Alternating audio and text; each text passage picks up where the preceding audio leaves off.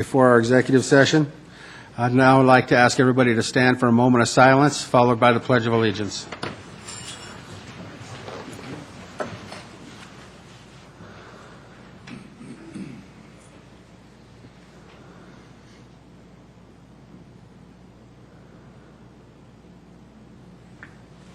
I pledge allegiance to the flag of the United States of America and to the republic for which it stands, one nation, under God, indivisible, with liberty and justice for all. Now I'd like to ask the staff to go around and pass the microphone so the audience can introduce themselves. Mayor and Council, can I have you push your buttons, please? Yes, ma'am. Thank you. And for the record, because when we came into our session before we went into executive session, for the record, I'd like to announce that Mayor Pro Tem Bullock is here, Mr. McEldowney, and Councilwoman Carson. Go ahead and allow the audience to introduce themselves. Huh? I ain't saying nothing. You want to say your name? No, just your name. Stand up. What's your name? Just your name. Hello, my name is Teresa De La Rosa, and I live at 7080 East 60th Place. Jennifer Allen Thomas. James Allen. Lorraine Bradley. Dennis Bradley. Harvest Thomas. Dennis Kamek. Robbie Robertson. Mac McFarland. Karen O'Donnell, Parks and Recreation. Sean Ortiz. Jessica Ortiz. Josh Wanrow. Dale Wanrow. Ted Tonis. Todd Gonzalez. Michael Plummer. Kimberly Plummer. Suzanne Lively. Angela Henson with Jake the Service Dog. Jeffrey Justice. Deborah Ziegler. Greg Kolomitz. Sheila McDonald. Dominic Moreno. Jeffrey Boggs. Tammy Jedson.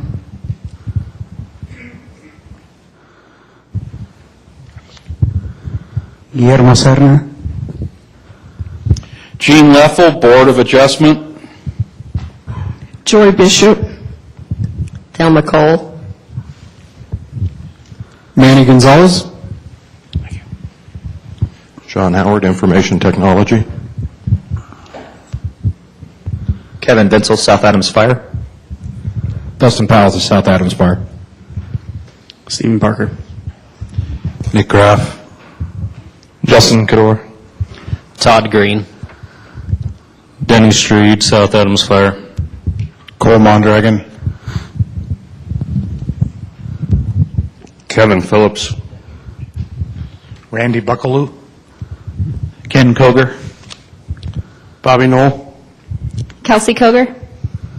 Jeff Roogs, South Adams Fire. Matt Carrera. Donnie Ottaway. Nick Benanelli. Ron LaPena, South Adams County Fire. Derek Ross, South Adams County Fire. Bob Harpin. Dennis Moon with the Police Department. Chris Kramer, Community Development. Steve Timms, Planning Division. Dwayne Scheller. Sam Hoover, Public Works. Maria DeAndre, Public Works. Barbara Neal. Maura O'Neill. Troy Smith, Police Department. Laura Richardson, Police Department. Fran Gomez, Police Department.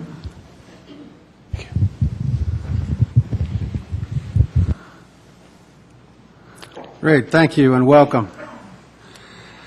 First item on the agenda under proclamations and recognitions is introduction of the new Deputy Chiefs of Police, and I'd like to invite the Chief of Police, Troy Smith, to come to the podium. Honorable Mayor and members of City Council, it's my privilege tonight to introduce our two new Deputy Police Chiefs. As you'll recall, this position was created as part of a reorganizational effort within the Police Department over the past 9 months and is based on the feedback of employees, the City Manager, citizens in our community, the City Council, and my own observations of the Department. The goal of our reorganization is to align the organization for future growth, increase accountability, and create empowered work teams. First, I would like to introduce Deputy Chief Fran Gomez. This is Fran here. Her expertise expands all police operations functions, and her knowledge of specialized units will be invaluable to a growing department such as ours. Most recently, Fran worked for the City of Aurora as a police commander. She was with the Aurora Police Department since 1990, working her way through the ranks. She is also the highest ranking, or was, I should say, was the highest ranking female command officer in Aurora Police Department's history. Fran was also previously employed by the Denver Sheriff's Office. Fran has a master's degree in criminal justice from the University of Colorado and a bachelor's degree from Metropolitan State College. She's also a graduate of the FBI National Academy. Fran? Good evening. Good evening. Good evening. He made me sound very important. Anyway, I appreciate you meeting with me this evening, and it's a pleasure to meet everybody. And I have really enjoyed my short time here. I've been here 3 weeks tomorrow and having a wonderful time. Everybody's been very welcoming, and I feel like I'm one of the department after a short period of time. Great. Next, I'd like to introduce Deputy Chief Lowell Richardson. His experience in management, knowledge in municipal government, and reputation as a problem solver will be invaluable to a growing department such as ours. Most recently, Lowell was the assistant town manager in Estes Park. His last day was the day before the floods. He also was formerly the police chief in Estes Park and Fruita, Colorado. While in Estes and as the police chief, Lowell created the Estes Valley Restorative Justice Partnership and was nationally recognized for his community policing approach by the International Association of Chiefs of Police. Lowell also formerly worked for nearly 20 years for the Brighton Police Department. Lowell has a master's degree in organizational management and a bachelor's degree in business management from the University of Phoenix. It's my pleasure to introduce Lowell. Good evening. I'm going to reiterate what Fran said. It has been just an awesome 3 weeks. You have a wonderful staff of employees citywide, to include the police department, and I've been pleasantly surprised with my interaction in the community so far to date. And everything has just been great, and I can't believe how wonderful it is. And I want to thank you for allowing me to be here. Great. Thank you. I want to welcome both of you aboard. I know that the chief will make sure that you're in your right places and taking care of the community like we expect. And I'm glad you have some good background from the communities you're coming from, and you can continue to build on that while you're here at Commerce City. So why don't the council join me down front, and we'll take some pictures.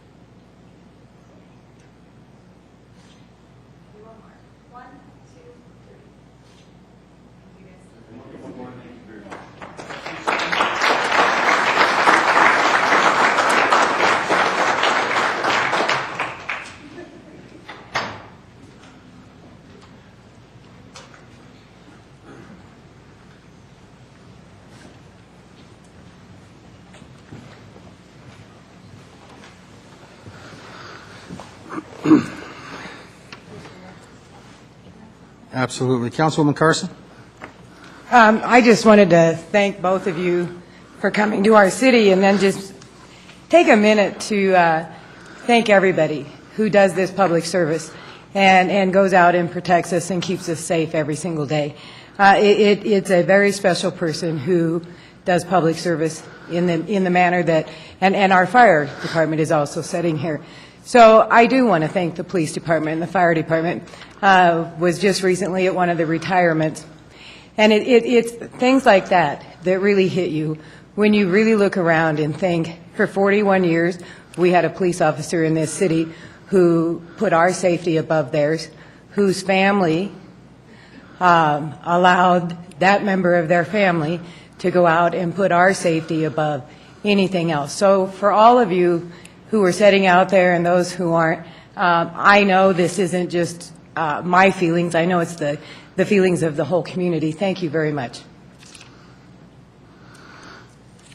Next item on the agenda is going to be October as Community Planning Month, and I'd like to ask the Chairman of the Planning Commission, Mac McFarland, come forward to the podium, bring your other commissioners along with you.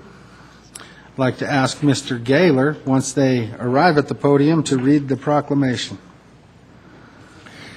Proclamation reads, whereas change is constant and affects all cities, towns, suburbs, counties, townships, rural areas, and other places. And whereas community planning can help manage this change in a way that provides better choices for how people work and live.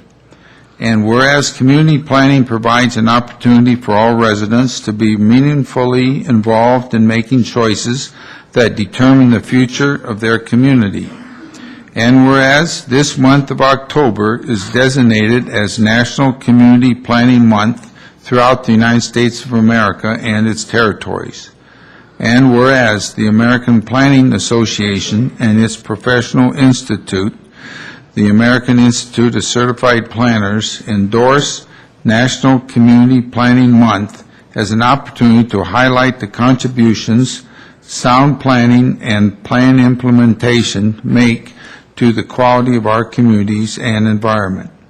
And whereas we recognize the invaluable contributions made by professional city planners and recognize the dedication of the Planning Commission to the betterment of the built environment for Commerce City, and extend our heartfelt thanks for the continued commitment to public service by these professionals and citizens.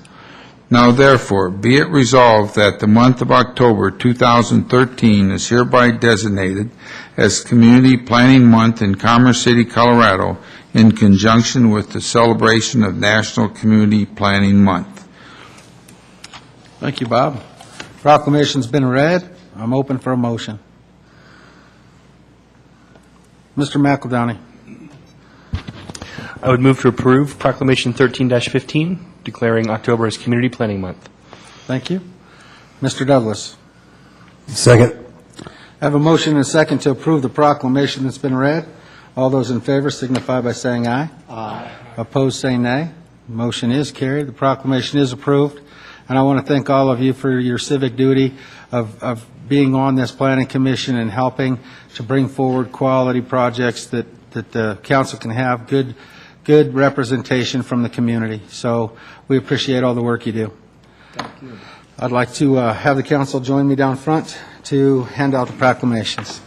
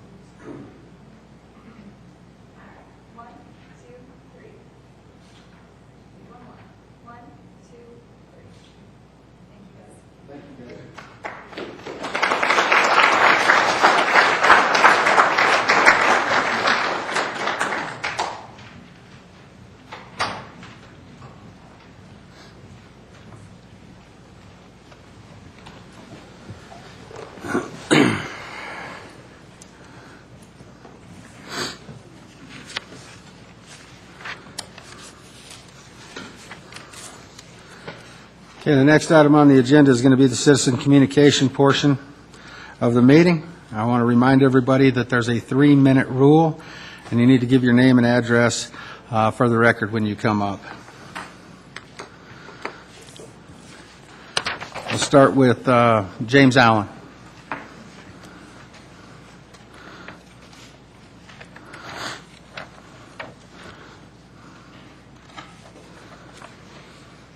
Good evening. My name is James Allen. My name is James Allen. I live at 6060 Pontiac Street, Commerce City, 8022, Colorado. I live next door to the property I'm complaining about, pardon, 7090 East 60th Place. I am the first person speaking to represent myself and my surrounding neighbors regarding this property. Since the landlord rented this property to the current tenants over a year ago, I have not seen the landlords since he took the property rent sign down. According to the tenants, each one pays $500 per person a month. The home appears to be a transit house. The owner himself told me 6 people live in the house, and I know in fact there were 8 people living there, all adults, when he gave me this information. Commerce City Ordinance 1758, passed April 6, 2009, states that no more than 3 unrelated adults can live in a single-family home. The property is unkept. They party continuously, and they have over 10 cars. Several of the cars have had Michigan tags. Can't get my second page here.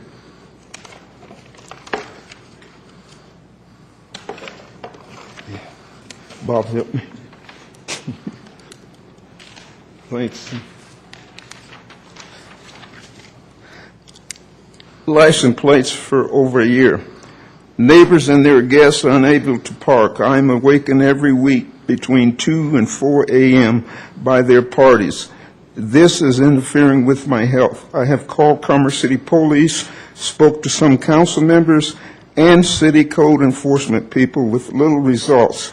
I am asking the mayor and city council for help in this matter. All the information I have provided can be verified with the city and should be documented. I'm leaving a few seconds in case city council or staff have any questions. Thank you. Thank you, Mr. Allen.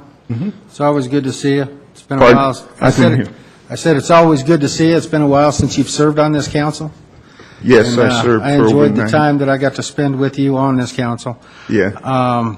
First, what I'd have to do is ask staff. I have not received a complaint of this matter yet, but I would like to ask the staff where we're at, and what's been done so far. Mr. Mayor, we'll have to simply record it as an action item, do some research, and get back to City Council. We can also get an update back to Mr. Allen. Okay, thank you. Just let us know what's happening, please. Absolutely. Great. Is there anyone else? Mr. Benson, did you have a comment? Yeah, it's essentially what you said, but this sounds like something that some type of action needs to be taken pretty quickly, not wait a week to do some research and then come back with a report. I would hope that something can be done tomorrow, because this sounds like a situation that's clearly, visibly in violation of our ordinances, and I'd like to see something done about that. Okay, Mr. Douglas. Thanks, Mr. Allen, for coming forward and bring this matter up once again, because I have brought this up back in August, and I know Mr. Teeter had put in an effort in as well. So, and since then, I know I haven't heard anything back. So, with him coming forward, I think we should really look at pinpointing to get the situation resolved. If I can just verify the address 7090 East 60th Place. Yes, sir. That's, Pontiac Street deads in there, and then I live right next door, but it's on Pontiac, and then 60th Place deads in there also. Deads in, going east, and north is Pontiac, obviously. I understand. If there's been contact with the police department and neighborhood services, there certainly would be a record of what action was taken.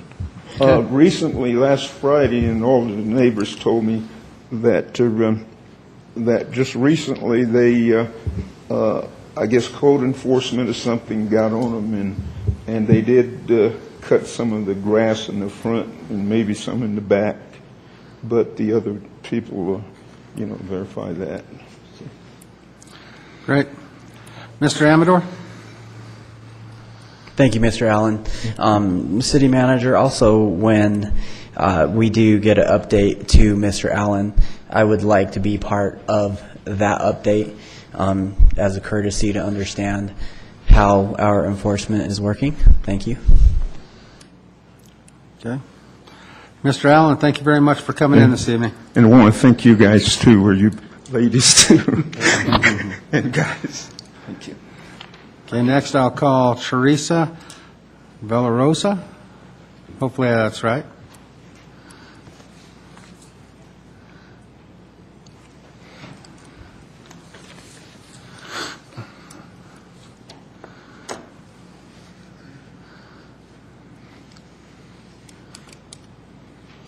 Good evening. Good evening. My name is Tris Tolarosa, and I live at 7080 East 60th Place.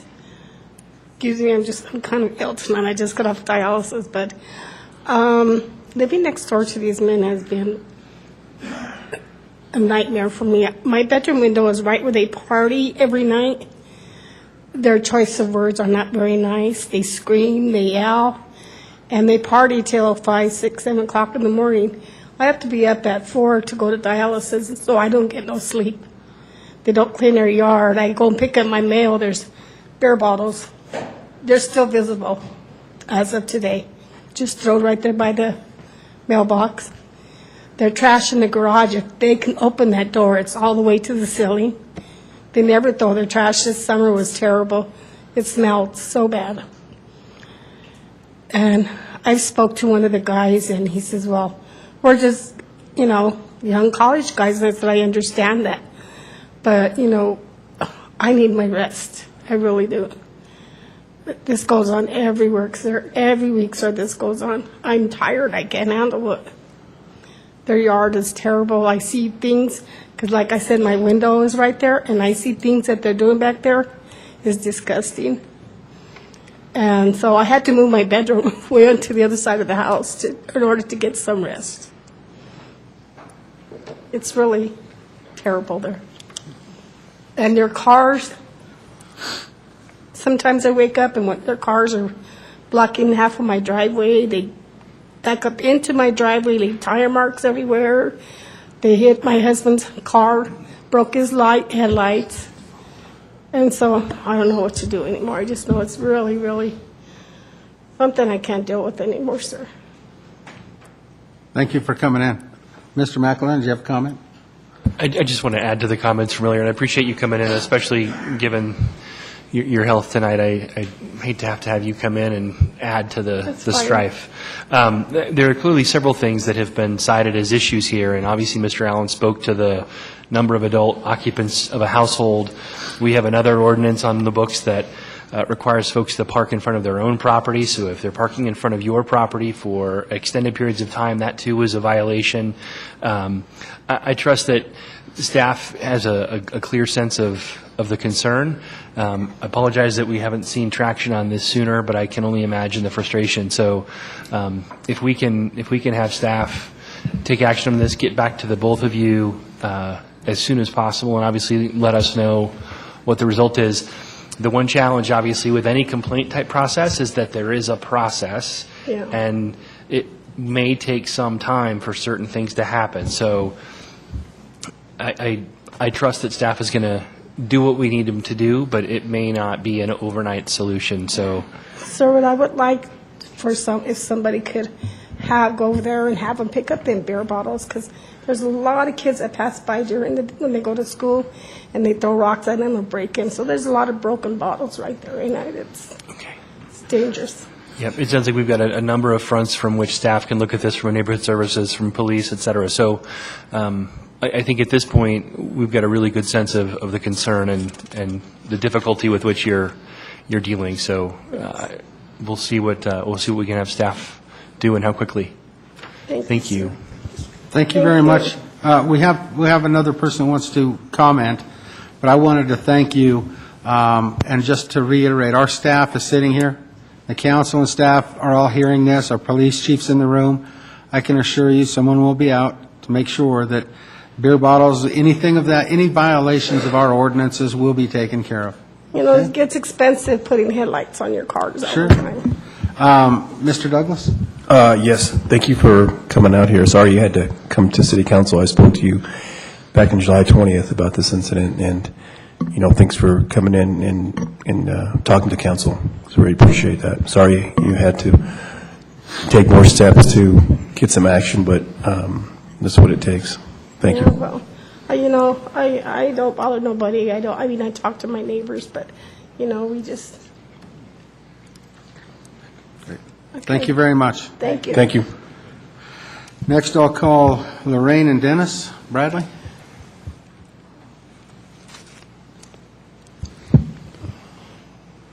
Mr. Mayor? Yes, sir. While these folks are approaching the podium, we did find one update that we provided to council back on August 19th. In response, Councilman Douglas had received concerns with the property at 7090 East 60th Place regarding number of vehicles and noise disturbances. On August 14th, police officers received 2 complaints regarding excessive noise and issued a summons to the property tenant. The police department will continue to monitor excessive activity at the residence. We have heard more than just vehicles and noise. We'll check on those things while also checking to see the status of the summons that was issued back on August 14th. Thank you. Again, I hate to beat a dead horse and everything, but we live directly right next door to these individuals that live at 7090 East 60th Place. What we're really worried about, One second. I need you to state your name and address for the record. Sorry, Dennis Bradley, 7096 East 60th Place. Okay.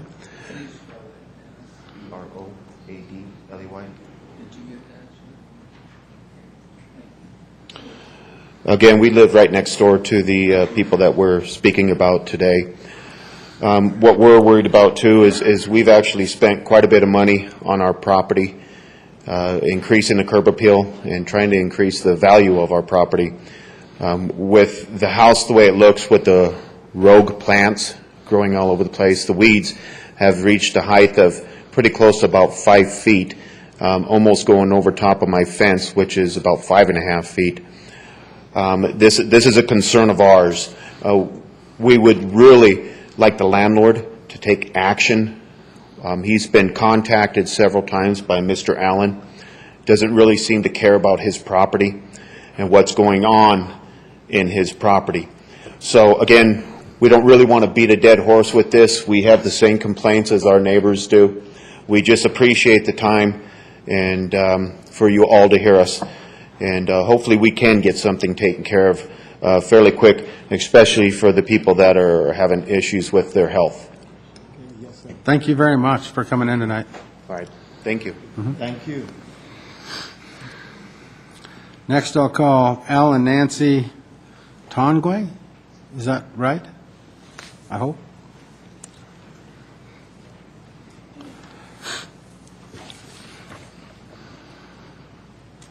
Good evening. Good evening. I'm Nancy Tangway at 7040 East 60th Place. My husband was here, but he stepped out. The reason why we came tonight is because we're having ongoing issues with the parking. This group of people have 5, 6, maybe 9 cars in an evening, and to come home and never have a parking spot, plus the narrow. The street is on a curve. It's very, very narrow. Only one car can pass at a time. They're big vehicles that they own. And I understand it's, that the size of the street isn't their problem, but the quantity of cars. Obviously, there's way too many people living in this house, and it's caused a real problem for everyone on the whole block. And that's really all we had to Great. say. Thank you for coming in. Thank you. Jennifer Allen Thomas.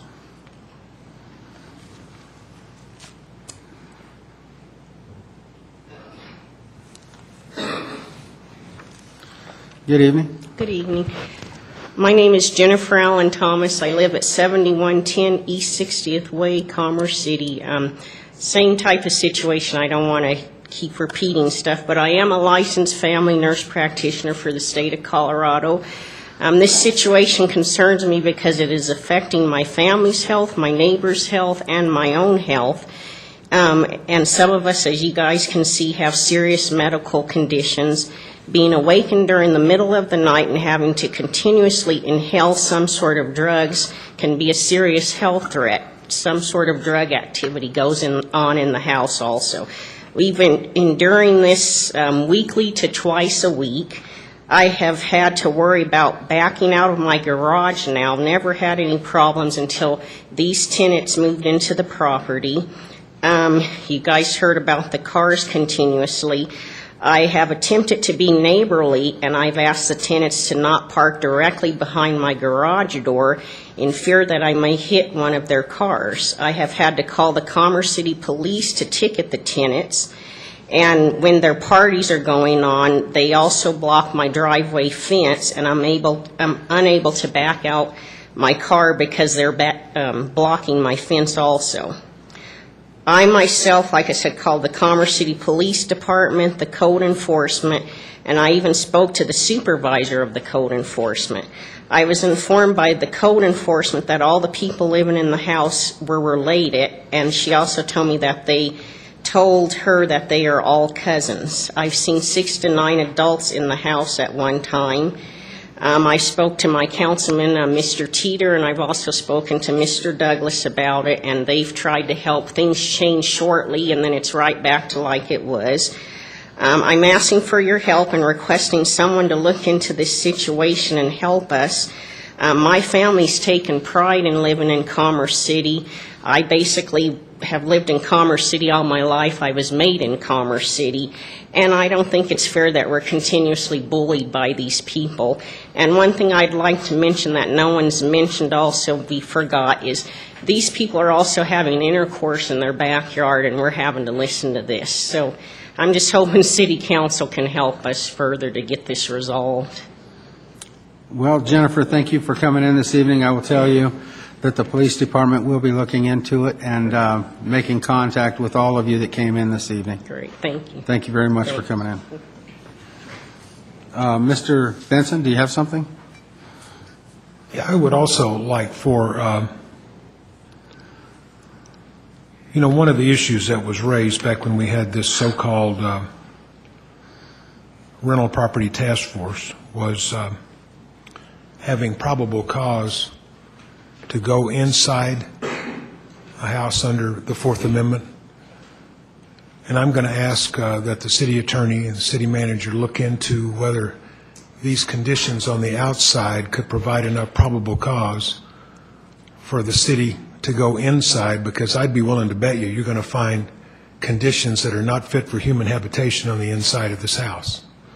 But we have to have probable cause to go inside. And I'm thinking that some of these things that are going on could give us that probable cause, and we could get this place shut down if it deserves to be. So it's just, I'd like to have the council's approval to have the city staff look into that. But Mr. Bullock? my suggestion.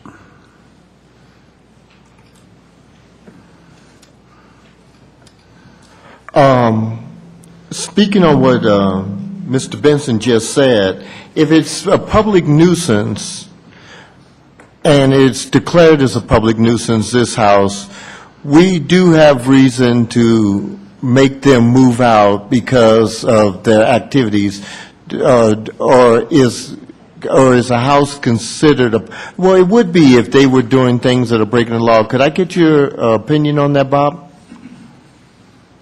Well, certainly if there are violations of this nature occurring on the place, on the property, then that certainly justifies an injunction where a court order is entered requiring compliance, and if they don't comply with the court order, whatever that order may spell out, these type of violations to be abated, then that could even subject them to a jail time for contempt of court for violating the court order. And I think the staff certainly has the message here, and we certainly will be looking into all these options and possibilities. So I think we got our directions, and we'll proceed with whatever we can do. Thank you. Great, thank you. Well, we'll continue on down the list. Next is Jeffrey Justice.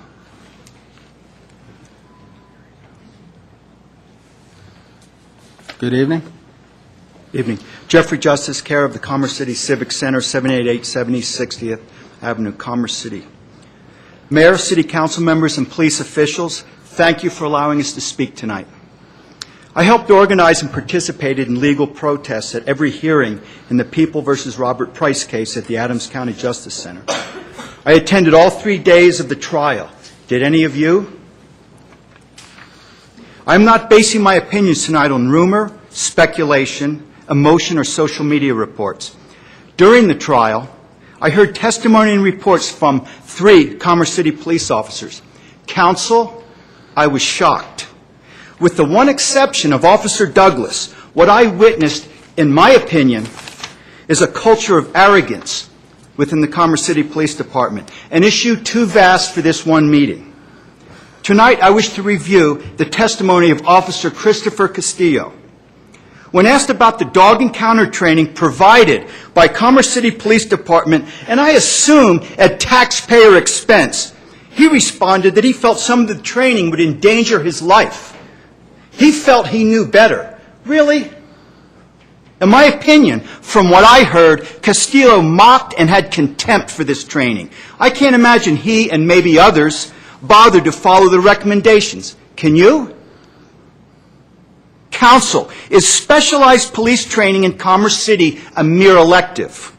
Is it like a knitting class, badminton, or chess? A buffet line where one picks and chooses? Is there no department policy? I wonder, did Castillo and others have issues with Officer Douglas's use of force training too? Did they pick and choose there? I would like this to be investigated by counsel and the findings reported publicly. It is interesting that veteran officers of the Brighton Police Department spoke very highly of this same training to me. They carry catch poles in the cars, tools that Castillo admitted that the department had no training in, and that was plainly obvious in the incident video, was it not? The Dog Protection Act is law now. I testified at the Capitol during the hearings, and I attended the bill signing. Did any of you? I was thanked publicly for my effort at the bill signing, helping with laws. Were any of you? The Dog Protection Act is not an elective. It is not a buffet line. It will not be mocked. Dog encounter training is mandated. Will Commerce City cops take it seriously this time? We will be watching. The law is effective in 2015, but why wait? Train your department now. Do it better, and don't allow your cops to pick and choose. Council, please do something. Lead the way, Commerce City. Show other Colorado cities how it is done. Thank you. Thank you very much for coming in this evening. Angela Hewson.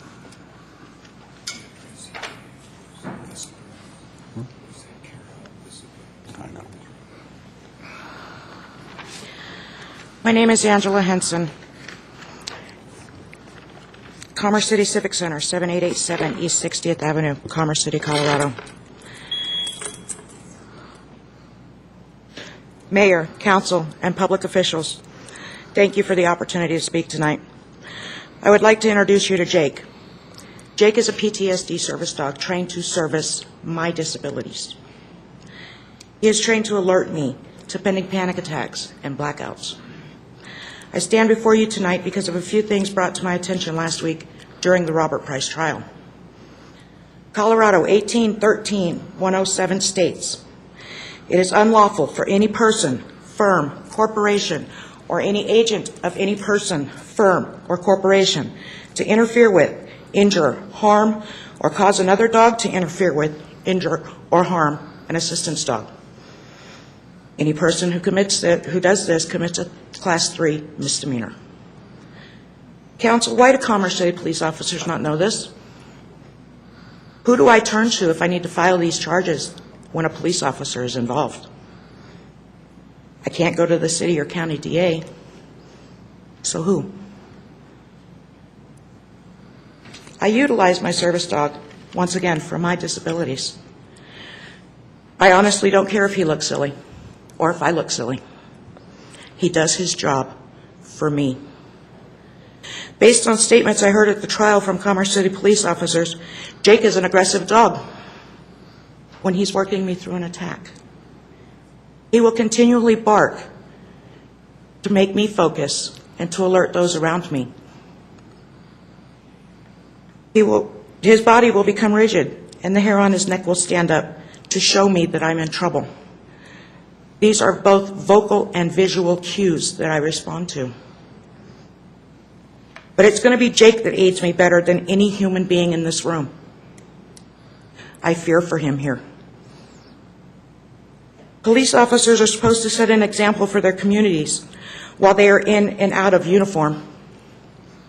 It is my opinion that last week, Commerce City police officers set the following examples. It is okay to stare at and otherwise engage a service dog, which is considered interfering activity. It is okay to ignore training provided to me on a job. And again, it is strictly my opinion that it is okay to take an oath in court, lie, get caught lying, because nothing's going to happen to me. If I did any of these things, I would be punished. What makes them better than me? A badge and a gun? I have no faith in this department to pay any attention to the upcoming training that is mandated by Colorado Senate Bill 13226, the Dog Protection Act, that was signed into law back in May. Perhaps a written exam is in order to make sure the officers actually learned something instead of just turning on a video, ignoring it, and signing their name on the dotted line. Counsel, I ask that you please look into my concerns so I can come into Commerce City and not fear for my service animal safety. Thank you. Thank you for coming in this evening. Kim Plummer.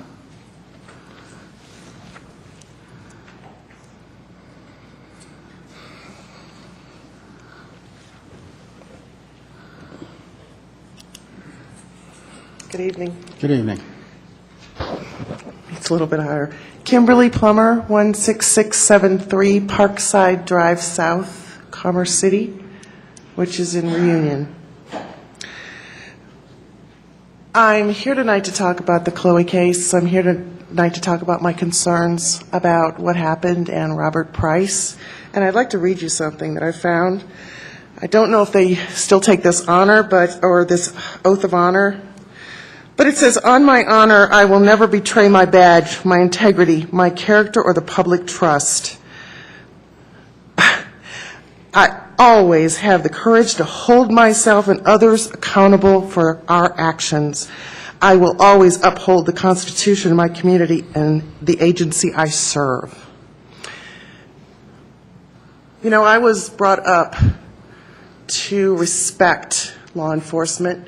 I was brought up to even revere law enforcement. But the example that's been set here,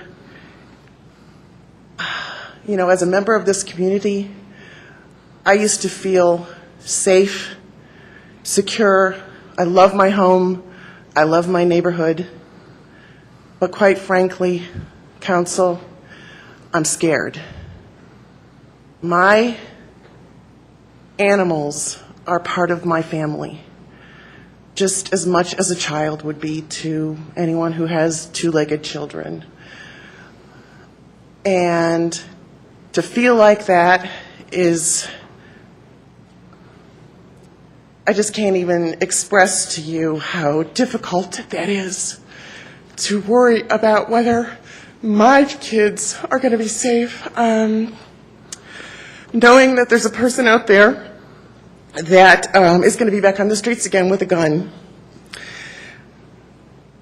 If he didn't hurt, if he didn't, he not only put one bullet in an innocent dog that we all know wasn't vicious, he put 2, he put 3, he put 4, and he put 5 bullets into an innocent, non-vicious, petrified animal. And if that doesn't scare everybody in this town, I don't know what would. Not only did he do that to Chloe, but he endangered the lives of those people that were around, with bullets ricocheting everywhere. And I heard in the trial that the police looked across the street for bullet holes in a house. We all know that a bullet went into the ACO's officer's truck. What if that had been a person standing there? It was very possible. So I would ask you to help me feel safe here again, because I don't. That's all I have. Thank you for coming in this evening. Thank you. Michael Plummer?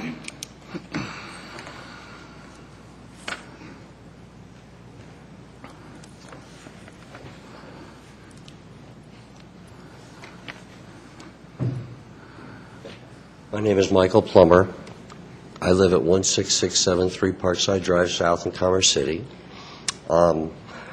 I stood here before you about 10 months ago, and I referred to Officers Bryce, Castillo, and Boraz, and I suggested that if they were on the street, they created quite a liability for the city.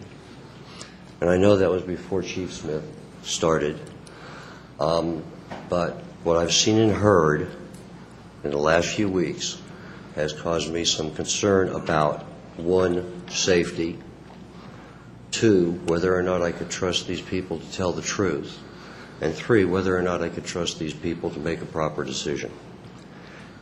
That's not something that I would have expected in this city. So that's a concern. But further, it's not only my concern, it's others, but it should be yours as well.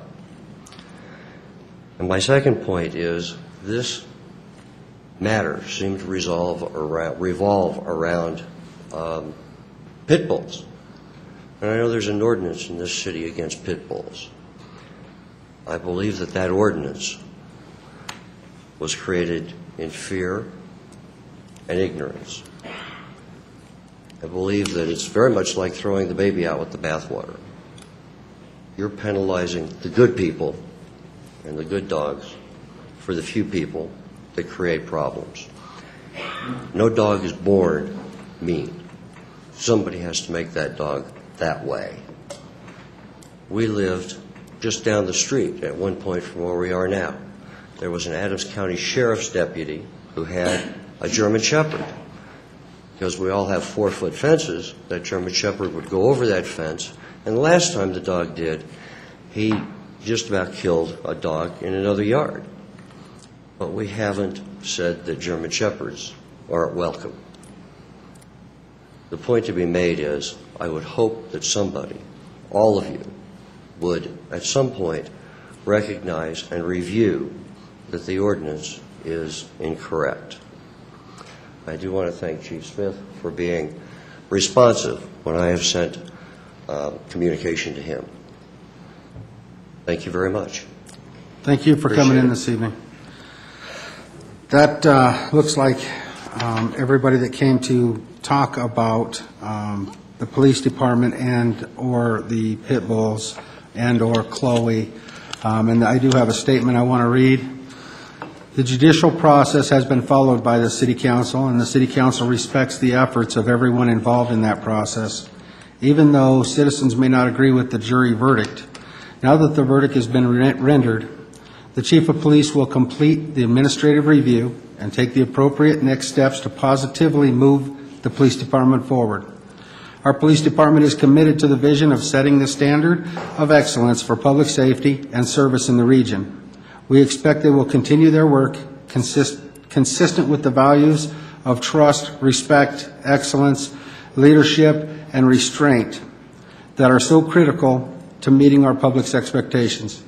City Council looks forward to the outcome of the administrative review, which may identify opportunities to improve. Thank you all for being here this evening.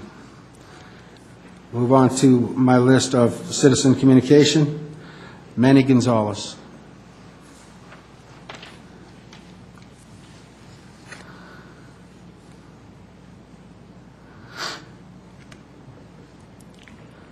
Good evening. Good evening. Manny Gonzalez, 7051 Claremont Street. I have my notes on my phone. Good evening. I'm here on behalf of Yes on 3C, and that is a campaign being put on by Citizens for Adams 14 Schools. Right now, on behalf of the school district, we'd like to say a few things, and right now what we'd like to do is gain the support of City Council. So, a Yes on 3C will provide funding for school building technology and safety improvements. A Yes on 3C enables students, including students with learning disabilities, to access programs and resources to meet their individual learning style. A Yes on 3C enhances science, technology, engineering, and math programming in Adams 14 schools. A Yes on 3C helps provide students a safe place to learn through the installation of a mass alert notification system, keyless access systems, and other security improvements. A Yes on 3C replaces the 60-year-old Kearney Middle School, currently plagued by leaking ceilings, aging plumbing, outdated electrical systems, and more. A Yes on 3C will result in a new 21st century middle school benefiting both Kearney and Adams City Middle School students. Strong schools are critical to attracting and retaining businesses and good-paying jobs for the Commerce City community. It improves property values and aligns with the city's vision to continue growth and development. Therefore, the City Council has a vested interest in the passage of ballot issue 3C benefiting Adams 14 schools and the community. I ask that City Council consider a resolution in support of ballot issue 3C. Thank you. Thank you very much for coming in this evening. Thank you. Guillermo Cerna. Oh, do you have a comment? Mr. Benson? Do we have a copy of that resolution? No, I don't believe we've received one yet. I do know that the superintendent is working on one to get before us. Because I think it would be appropriate for us to have a copy of that and have the staff or somebody make some kind of presentation, and then we could take the appropriate action on that. Because I don't know exactly what it says or what it... I just talked to the superintendent the other day, and they are preparing a resolution to come before the council. Yes, sir. And unless council has any objection, we'd be happy to place it on your October 21st meeting agenda. Okay. Thank you. Mr. Guillermo Cerna?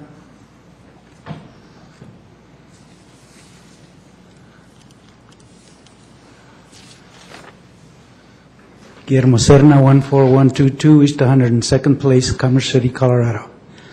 I'm here to express my thanks to the mayor and the police chief and Mr. Baker. There was a very private type situation that came about over the week, and it was taken care of. And I respect the efforts that were made to get this situation in gear. And I'm very grateful. The family is grateful also. And I think that the whole situation is moving forward. I don't mention any names because people have got to have their privacy. On this situation of the dogs, it's not what dog is better than another dog. It's having the solutions when things like this come up. We can keep going back and forth as to who was to blame and who wasn't to blame. And I think that with the police chief that you have now, and if you can bring the community together, at least 2 or 3 people in a committee to look at the situation and get some recommendations instead of just blame, blame, blame. The best thing that came out of this is the possibility of some training for our officers on how to treat this type of situation. That they didn't have it before, that's another question. The process has been followed through, but listen to the community and get them involved so that they can give you some type of information, okay, and input with some solutions. People have hearts. I lost my pit bull, not by a gunshot, but I had to send him away so he wouldn't get killed here in the city of Commerce City. So yes, I hurt. But it has been a good outcome. He won some championship trials there, and we were very proud of him. But listen to the community. Get the lawyer involved. Get the police chief involved. Get some of the officers involved along with the community that wants to participate in this. And get some solutions on the floor so that you guys can vote and hopefully come up with better solutions that are right now in effect. That's all I got to say. Thank you. Mr. Cerna, I'm glad to hear the families have been taken care of, and keep me posted as things move along. Sure will. Thank you. Now, before I conclude the citizen communication portion of the meeting, I know that a large majority of the fire department is here this evening, and I know that we were anticipating a resolution. I don't see one in the agenda for this evening. Do you have one? Where's it at? I don't see it in my agenda. 59. It's in the left.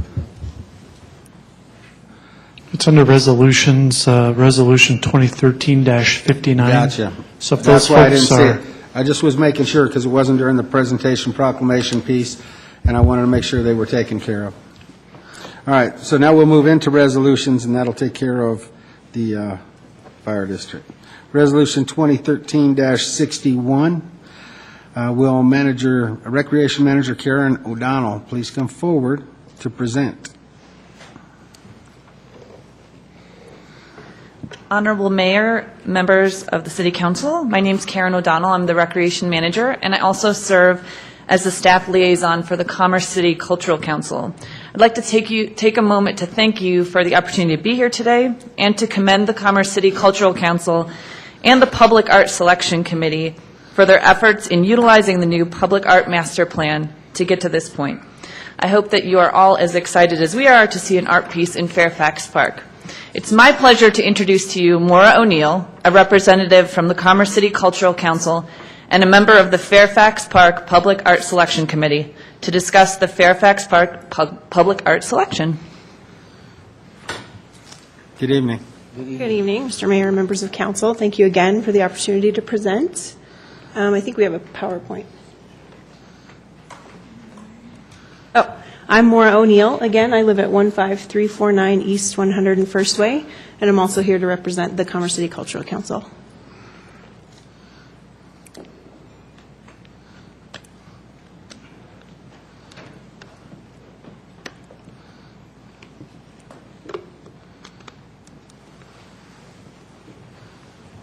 Okay, so I'd like to walk you through the process that we took, again, following our Public Art Master Plan to select the artist to create a custom piece for Fairfax Park.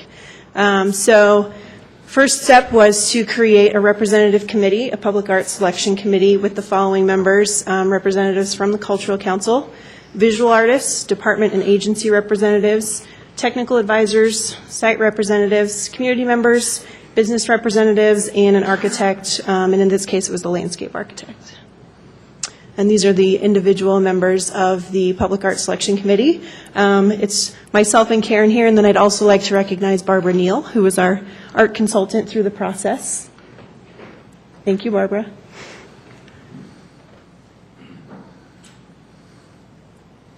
So we began the process by publishing an RFQ on July 19th. It outlined the criteria for the project as well as the budget and the theme, which was active play in parks. We sent it to a list of artists who had created similar pieces in terms of scope and budget. We also got some input from cultural council members in terms of contacts that they knew that created public art pieces, and then we published it on Colorado Artists Register so that it was a matter of the public record and anybody could apply or respond to the RFQ. The deadline for applications was August 2nd. We received a total of 8 applications, 7 were complete, and 1 was incomplete. So this is a list of the final artists that we considered for the piece. And I should note, all of these artists are from Colorado, so we were supporting local artists as well. Then the Public Art Selection Committee met on August 14th. We reviewed the letter of intent, resumes, and digital images of the pieces that the artists had done in the past to give us a sense of what the project would look like in Fairfax Park. We ranked the artists based on these application materials and came up with our 3 finalists. And the 3 finalists we chose were Christopher Weed, Don Mitchell, and Joshua Wiener. We met again, and each finalist shared his proposal, including a maquette, which is a small-scale version of the ultimate piece that will go in the park on September 19th. And that's an example from our finalist. And then we scored each artist using some objective criteria: aesthetics, site considerations, ability to stay within budget and timeline, and came up with our finalist. So the Public Art Selection Committee unanimously selected Joshua Wiener, and his piece is called Determination, to put in Fairfax Park. This recommendation was then brought to Cultural Council on September 24th. We again reviewed the criteria and the scale of his project that he was proposing, and Cultural Council unanimously accepted that recommendation to bring it forth tonight to City Council during our September 24th meeting. And the next few slides are just examples of what he will be placing in Fairfax Park. So the pieces are digital renderings superimposed on pictures from Fairfax Park. This is a pairing of basketball players. The other one was baseball. Sorry, that one's baseball. And then futsal players. And so this is a digital rendering, complete digital rendering that shows the proposed placement in terms of it would go in the central berm between the play structure and the futsal courts and basketball courts in Fairfax Park. And in terms of the spec of the project, he's proposing 3 groupings of 2 players each so that we get the active play in parks theme. They're interacting with each other. This is an example of one of the players on the futsal pairing. Each sculpture pairing will be 8 feet tall. And so the little black man right there, black figure, is a 6-foot person, just to show you scale-wise how big the piece will be. And when you add the second piece to the pairing, it's 14 feet wide by 8 feet tall. The players are made out of aluminum, 1-inch thick aluminum, and the balls in each element are stainless steel.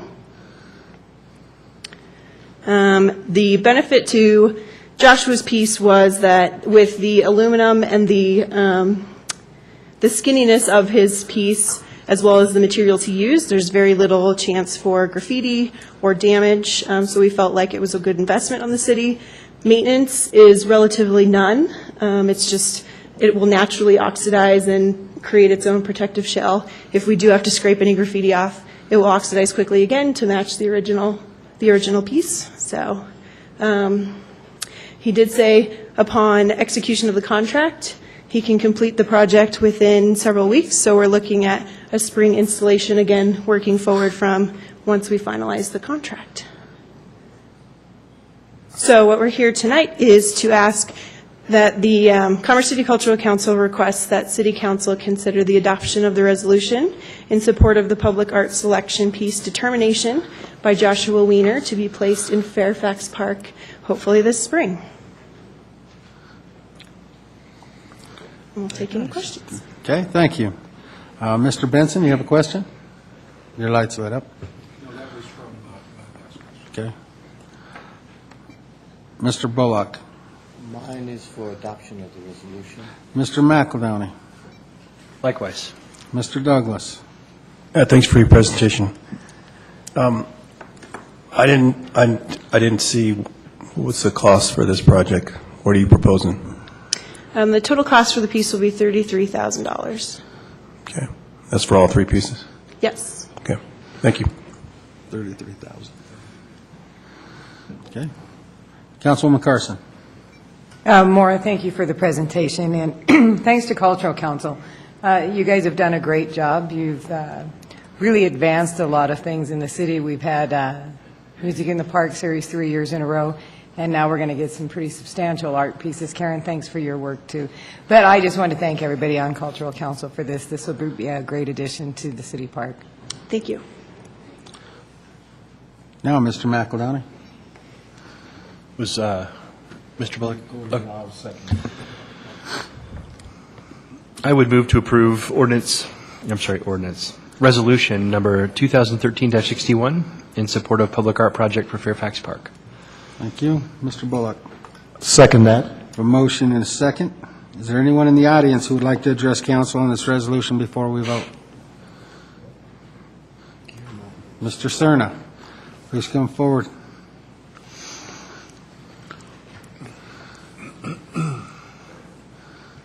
I would like you to consider the diversity of that park as it is today and the children that it will affect.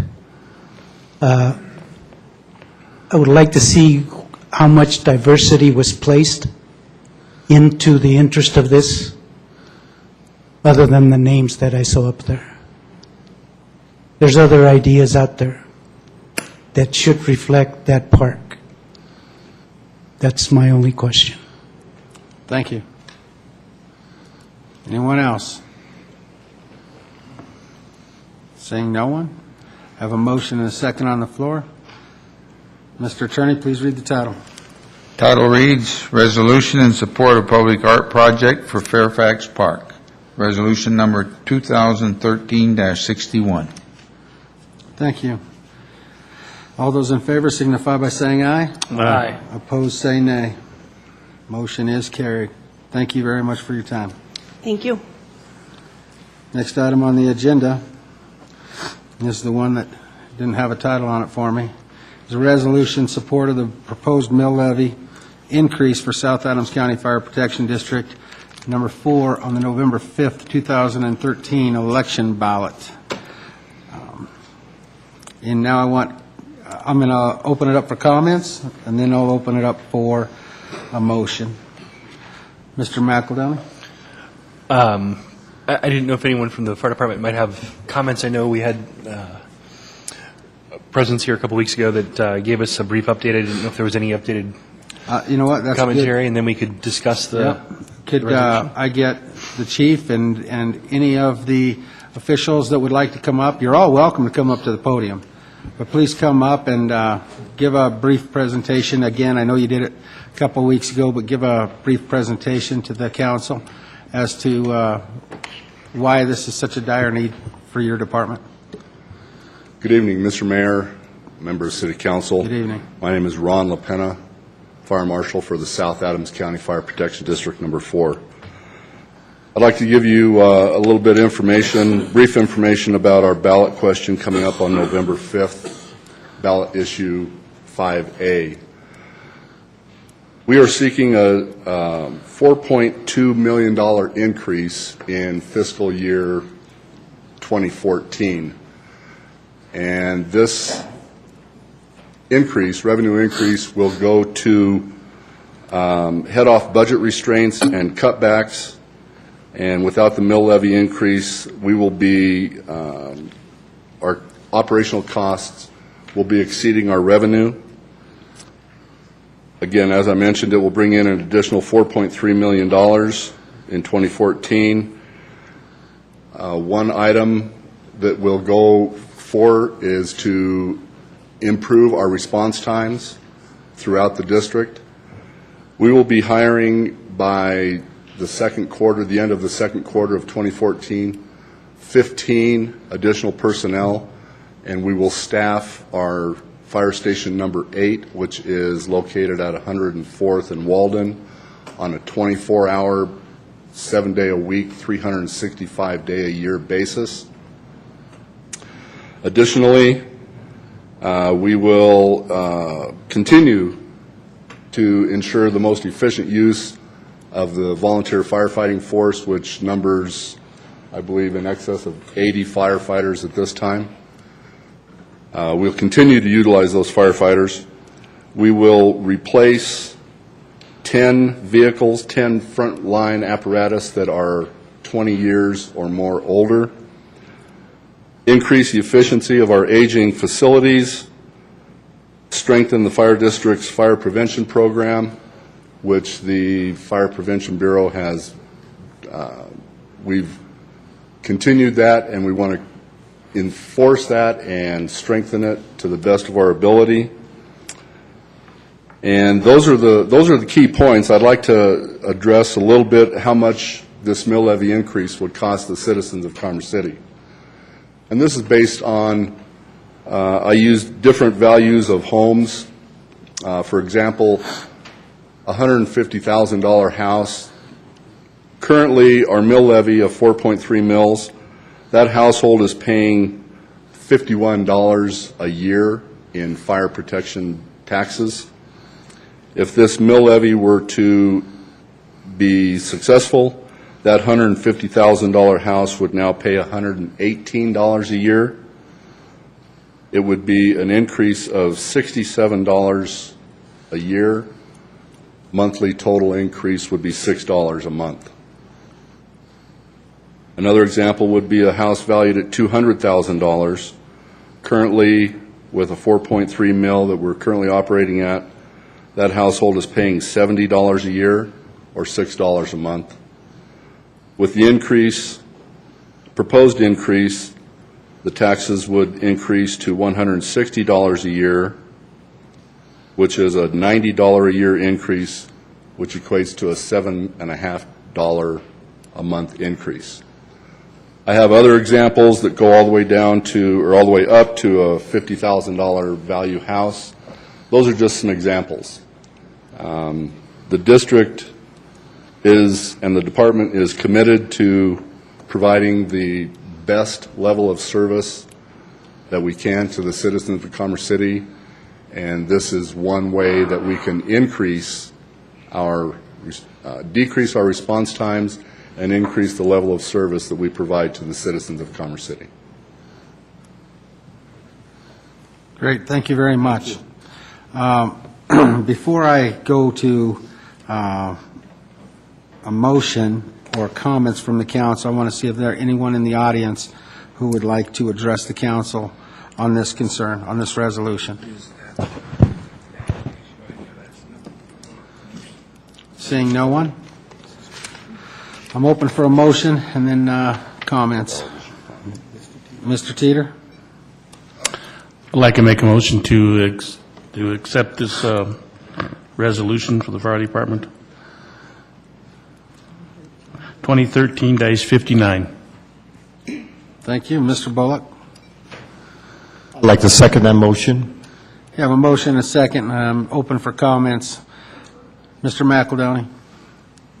I'll absolutely be supporting this resolution this evening. I just want to applaud the efforts of the department, particularly with these last weeks. I think the open houses and the community engagement have been exceptional. The comments that I've heard from neighbors, the renewed sense of understanding and awareness of their department, and hearing them call it their department and acknowledging that it's a part of their community. This department has a huge and storied tradition in this community that hasn't necessarily been the same in the newer parts of town, and it's been fantastic to see that attitude change. I know we have a ton of guys that live in that part of town, and that's not maybe known by a lot of folks. But again, hats off for all that you guys are doing. I think people are walking away from those open houses with a renewed understanding of the need, an appreciation for the service that you all are providing, and I think you've got a good bed of support that's growing out there. So thank you very much. Thank you, and I'm sure the department as well, the members in attendance here this evening would thank you for your comments. Mr. Douglas. Yes, thank you again. I don't want to repeat what Jason, I support what he's just said. I just want to make sure that the residents are aware that this is very important, 5A, what this would do to your insurance without it, if this doesn't pass. So really look at what you're doing here, because it's a great benefit for the city and for yourself as homeowners. So I wanted to say that. Thanks. Thank you, Mr. Douglas. Mr. Bullock, Mr. Bullock? Yes, sir. I will also want to thank you for being here, and I will be supporting this wholeheartedly. But I also want to thank the department for the service it rendered during the flood. You guys were outstanding. A lot of people don't know this, but they were on 24-hour shifts, and they were out there unclogging drains and pumping out water and assisting the citizens of Commerce City.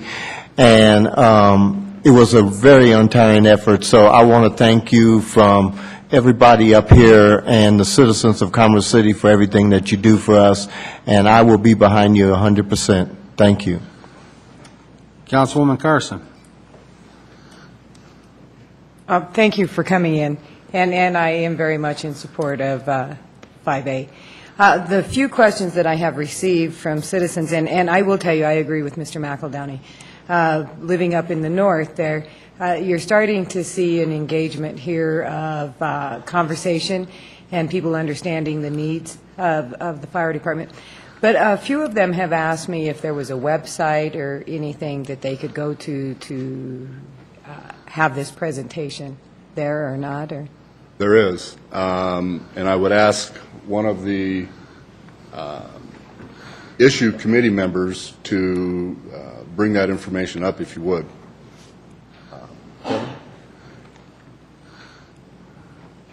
I knew it wouldn't be long and you'd get Kevin Vinsel up here.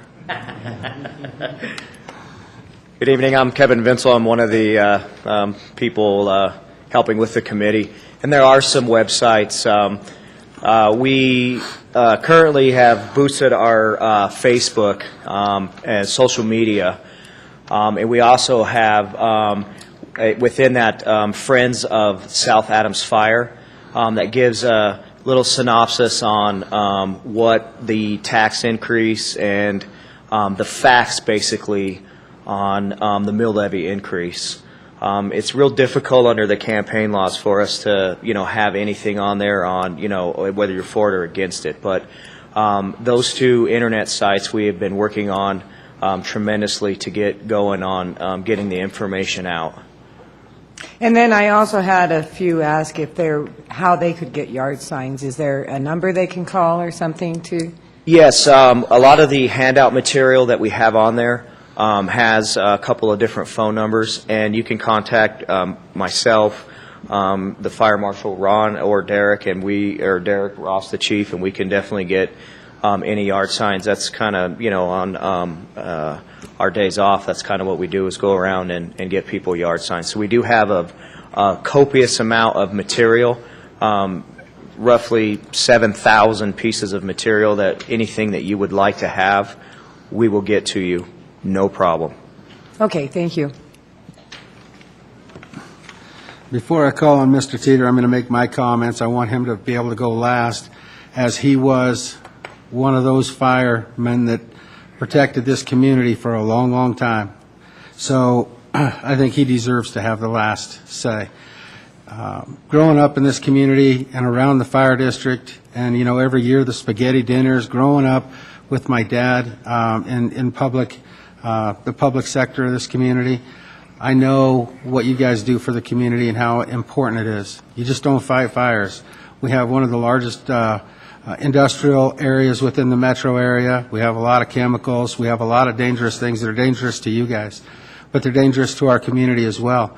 We have the only refinery in the state of Colorado, and as a child, I watched that blow up, or have some tanks blow up, have a situation there where a lot of firefighters got hurt and even killed. So I think the importance of a growing community, we have to bring along our partners, which is the fire district and the water district and the school districts, to be able to provide those services outside of the realm of the city that our residents so much deserve. So I am in full support of this resolution.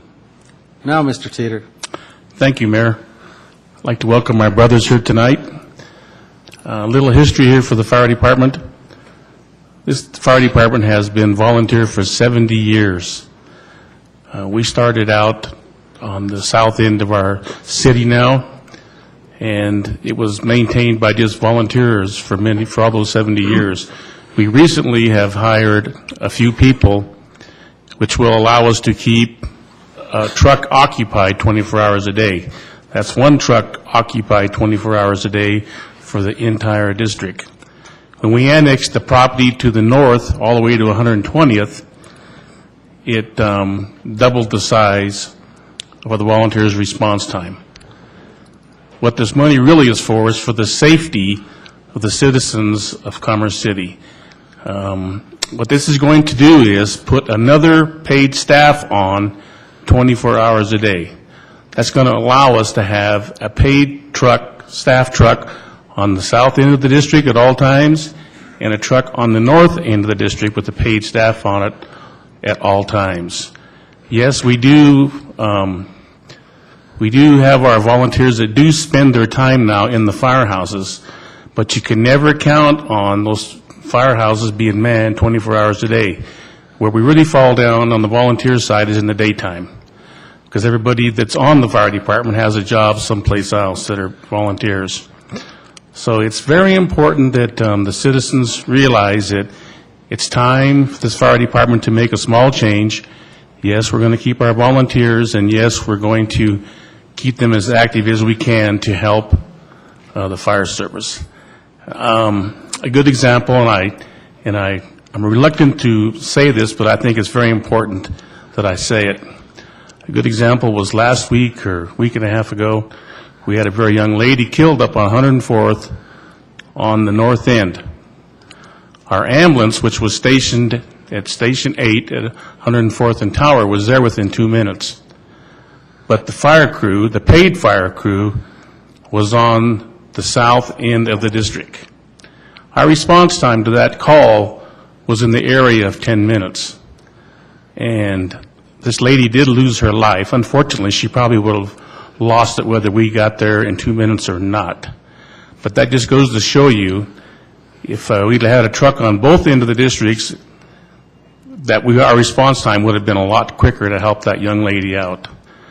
So I leave it at that. You know I'm supporting the fire department, and I hope the citizens out there do too. Thank you. Okay.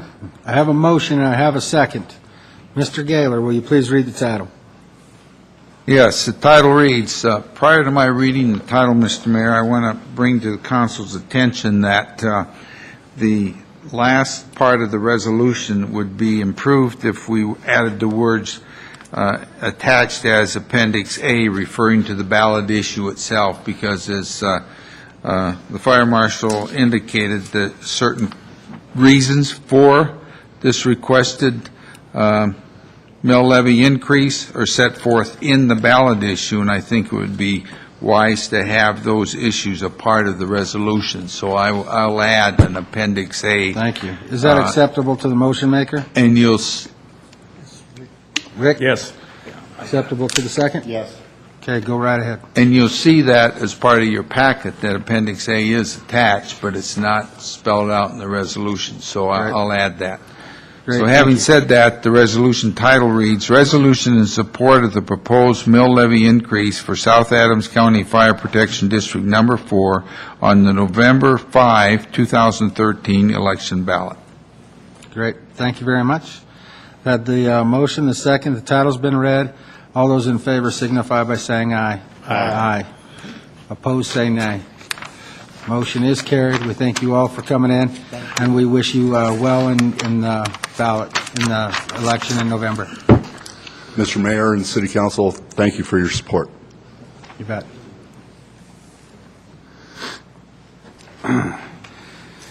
Next, I'd like to ask Public Works Director Maria DeAndrea to come forward to present Resolution 2013-62. Thank you, Mayor and City Council, and thank you for hearing this item tonight. We wanted to give a brief overview of the program to Council and as well as to the public, just to kind of explain some of the background as well as some of the policies associated with that. So if anybody's interested in volunteering, they can certainly go on the website and find out more information. So the impetus for this program actually began earlier this spring when the Landing Place Church came forward and volunteered to clean up chambers between 104th and 120th Avenue in the north part of town. We did not have a program in place for that type of volunteerism, and so we created essentially a pilot program to see how it worked, see what level of staff involvement was required, and from that we've developed the program that you see here before you tonight. As I mentioned, Landing Place Church was that pilot program. Several members of the church are in attendance tonight as well, and we'll recognize them at the end. Our program was based on analyzing other cities' programs, as well as, again, some of the elements that are unique to Commerce City. And so we've developed a program that was reviewed by our legal staff, because, of course, when we have folks out in the right-of-way, we want to make sure that, above all, that they're safe and that they're not doing harm to themselves or to the vehicles traveling along the roadway. Who can participate? Pretty much anyone that's involved with Commerce City. So families, businesses, service groups. We certainly want to reach out to all of those folks to get involved in this program. The requirements on the participant side, they first must adopt a street for at least 1 year and then perform a cleanup at least 4 times during that year. And through our training program with the group leaders, we'll certainly help to instruct them based on our experience with Landing Place, as well as just some of our experiences, feedback from other communities, to help them do that as well as possible and try and spread those cleanups throughout the year. From the city side, what we'll do is provide safety vests and garbage bags. We'll conduct a safety meeting with the group leaders before that first cleanup, as well as then go back after they've done the cleanup and pick up the trash and dispose of it.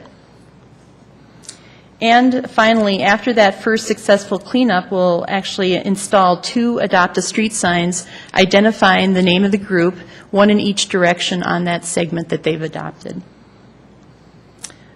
Just a couple of the program rules. The city has the authority to accept or reject applications, and we're working directly with those group leaders, and so they're going to be entering into a written agreement with the city, and so they're responsible for their group. Each of the participants must also attend a safety meeting and sign a release of liability agreement. And finally, we do have a set of rules and safety requirements that the group must abide by. Finally, all this information, including maps of the adoptable segments, are going to be available on our website, along with the detailed information and applications.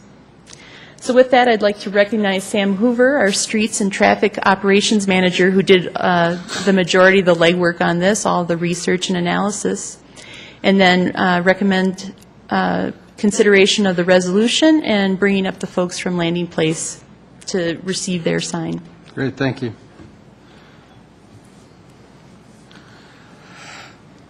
Can you get some lights back on, please? Does the City Council have any questions regarding the resolution? Mr. McAnally, your lights on? No, from before? Does anyone in the audience like to address the council concerning the resolution that we're about to consider? Please come forward.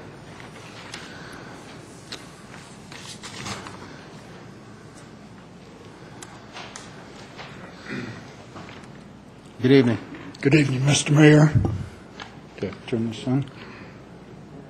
It's on now. You're on. Okay. Now it's on. No. There you go. There you go. It's on. Now you're on. Good. Good evening, Mr. Mayor, council members. It's been an honor and pleasure to serve and give back to the community. We've currently completed 3 cleanups.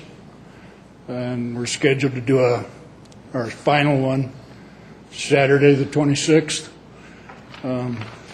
Mr. Hoover has been outstanding to work with. He's been accommodating, served all of our needs, provided the equipment that we needed. His crew has been outstanding to pick up the trash in a very timely manner.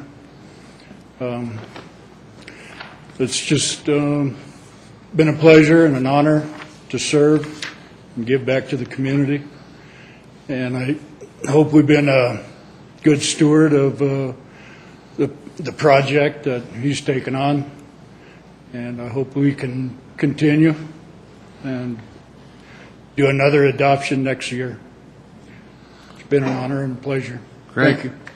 Thank you very much, and I have to tell you, we appreciate the drive and the interest from the church to adopt a street and to help facilitate a program that hopefully other groups and entities within the community will take advantage of, because you're helping with civic duty within our community and participating as a group with the community, and that's truly appreciated. I'm glad now we have a program thanks to the drive of the Landing Place Church.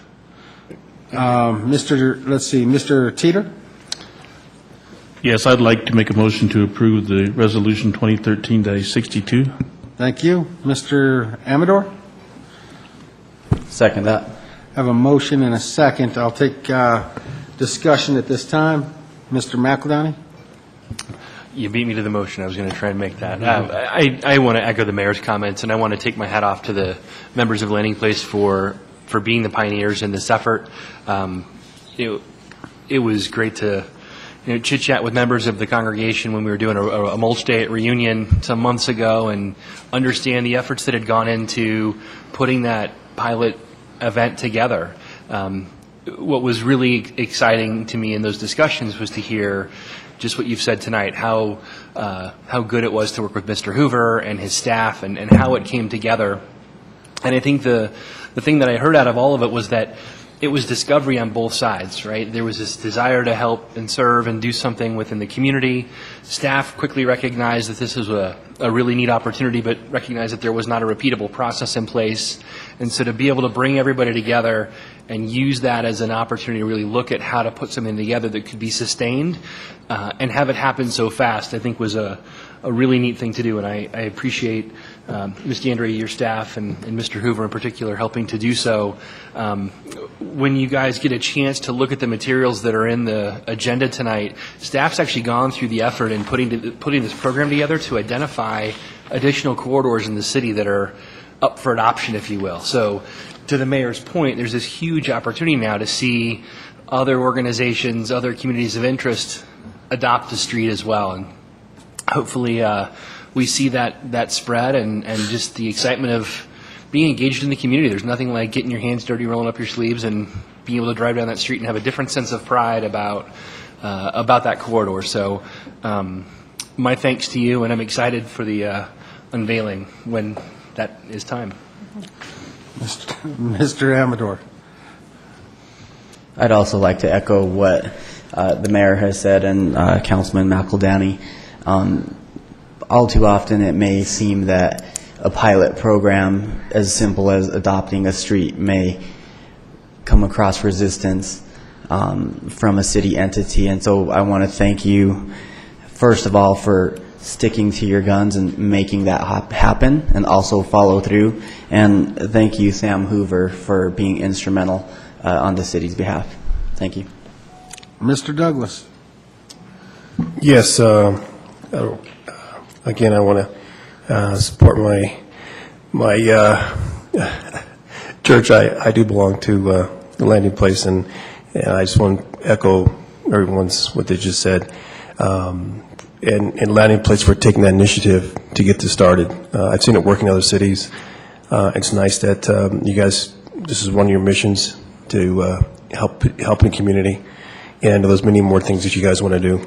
And I just want to say thank you for making that initiative and in completing your mission. So thank you.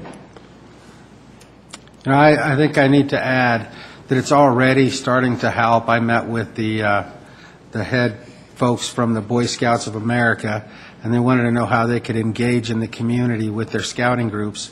And the Adopt a Street program was the first thing that came to my mind is you know, these young kids need to earn their badges. They want to participate. They need to have those civic responsibilities.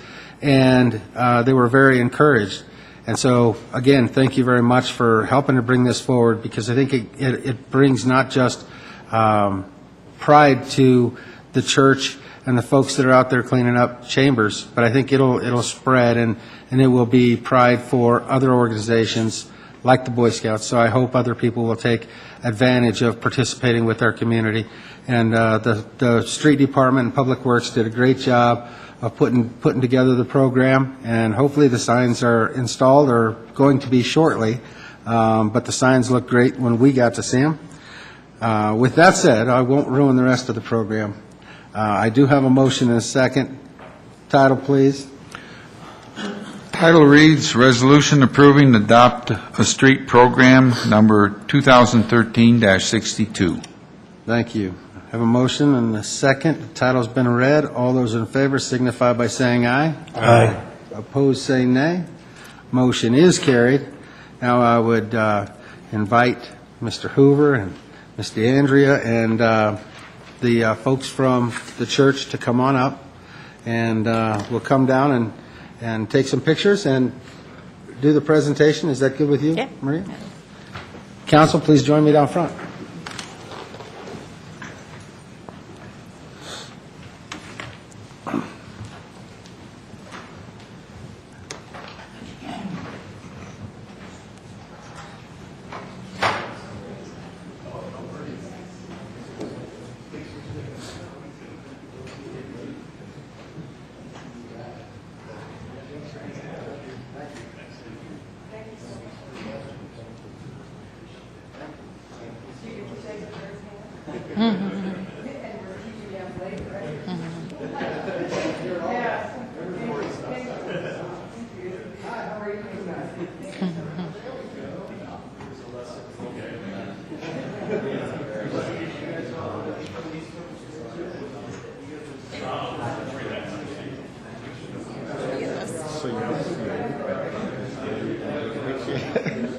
I'm watching you.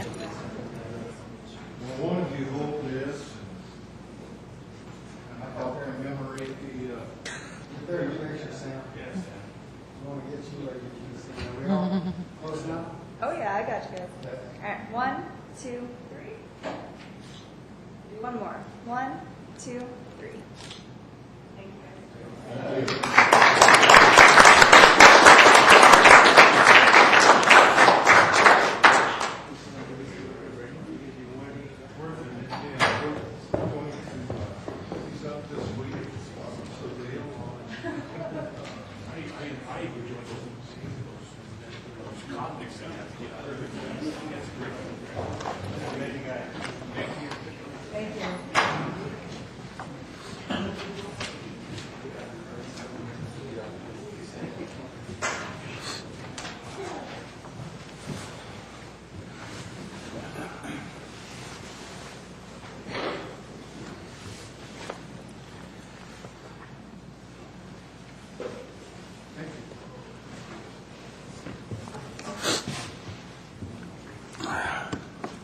Okay, next item on the agenda, we go into ordinances on first reading.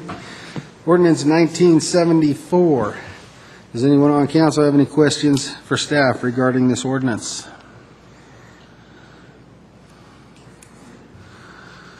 Seeing no one?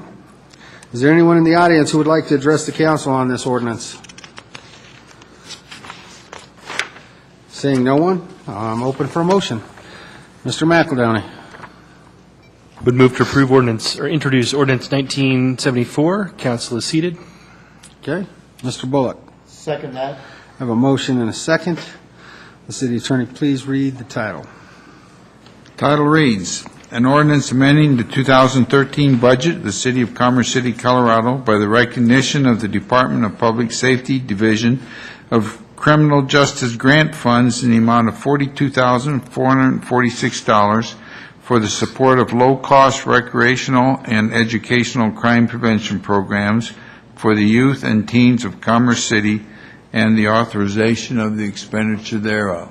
Thank you. I'll ask for a roll call vote.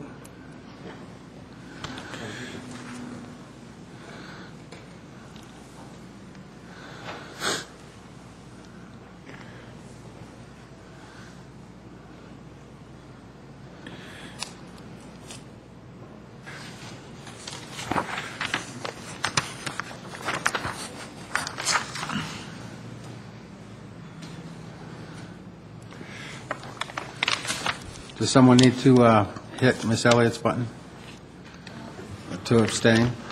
And Cheryl, mine's not blinking either.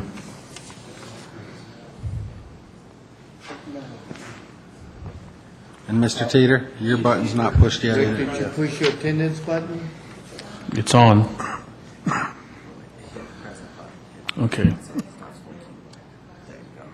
I got lights. The only one that hasn't voted is Councilwoman Elliott. Can you do that as an abstention on your computer, or do you need it up here? Right.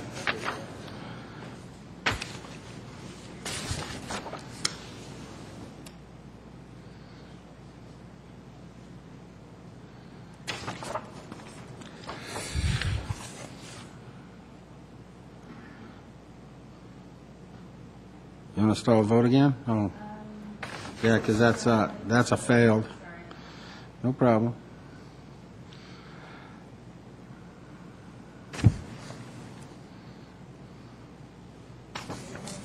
Yeah. Yep.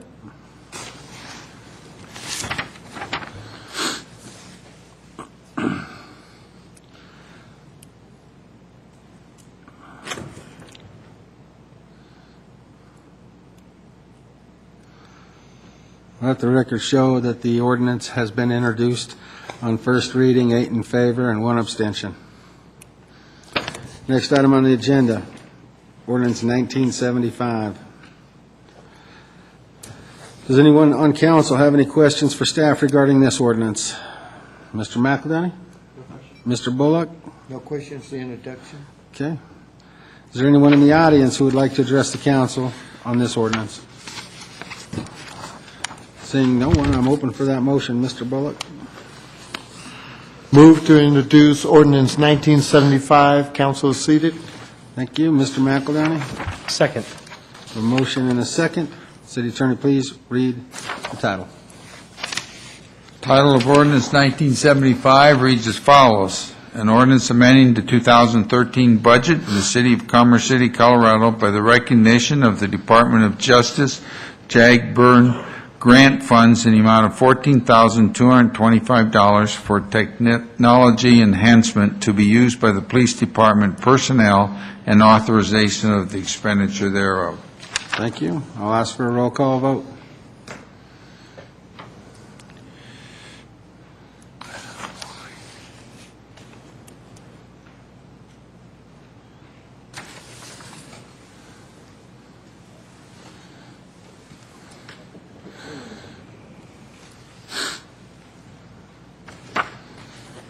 Are you clear that I hit the wrong button? You can't deselect it? Mr. McEldowney hit the wrong button.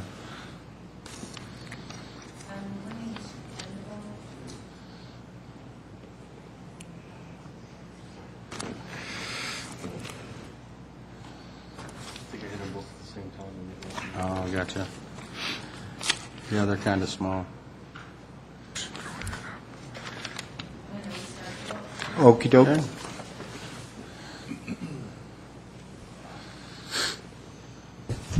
Sorry to make it difficult. Need you to vote again, Jim, please. Thank you.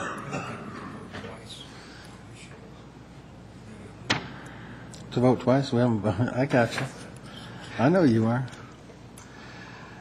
Let the record show that the motion is approved. 8 in favor, or introduced. 8 in favor, 1 abstention. Next item on the agenda is ordinance 1979. Does anyone on council have any questions for staff regarding this ordinance. Mr. Teeter?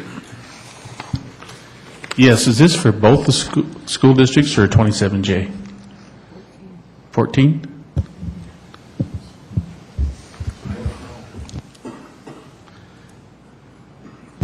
I know this would cover half of the funding for the 2 additional school resource officers, but to be honest, I don't know where they are assigned.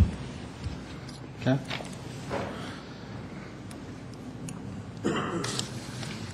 Mr. McEldown? Prepared to make a motion? Let me check if there's any questions before I get to the motion. Mr. Amador? No questions. Mr. Bullock? No questions. Mr. Douglas? Yeah, I thought that with the way it's read, and we spoke about this, our discussion was for both schools. You have to look at the legislation text, it'll spell it out. Mr. Manager?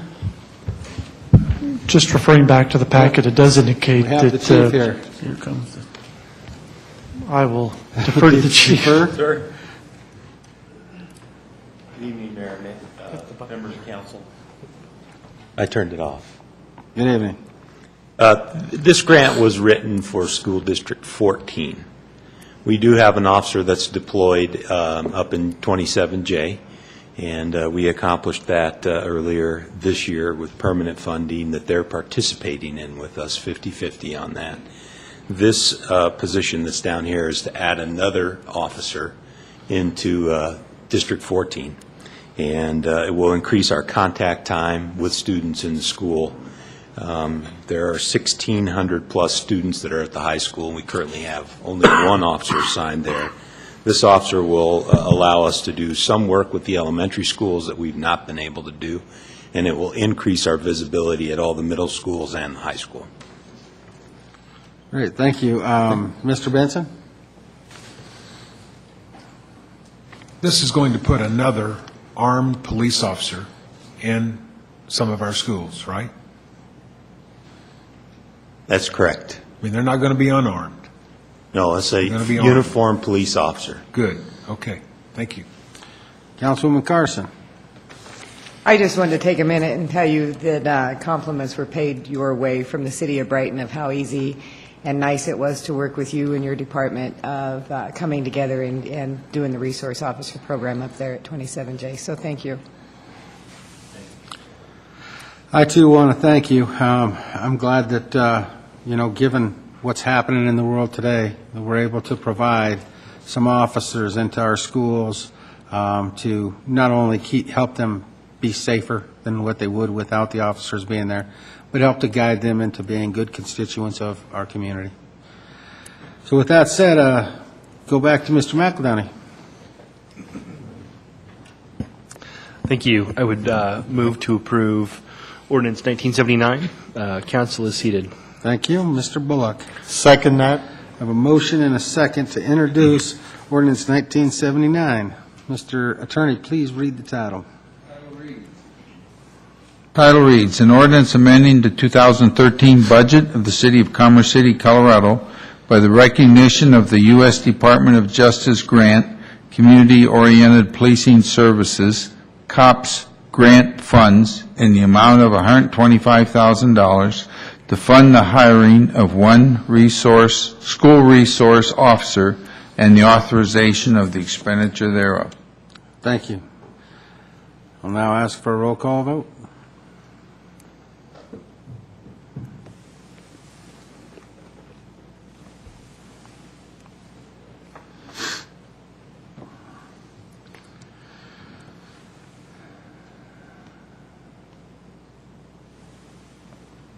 Let the record show that the motion, or the ordinance is introduced on first reading, 8 aye, 1 abstained, or absent.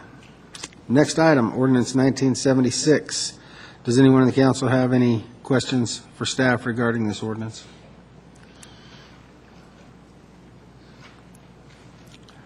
Mr. McEldowney? No questions. No questions? Okay. Anyone in the audience have any questions for council or staff regarding this ordinance? Yes, please come forward.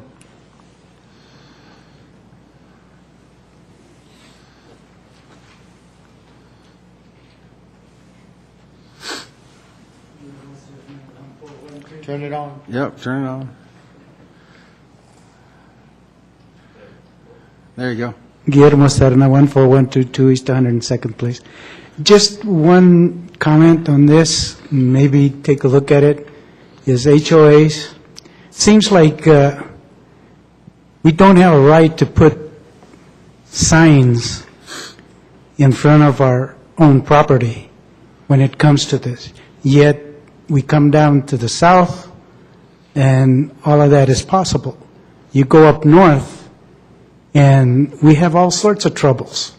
There's got to be some fairness in this, in perspective to elections, and our right to know, and our right to express our opinion.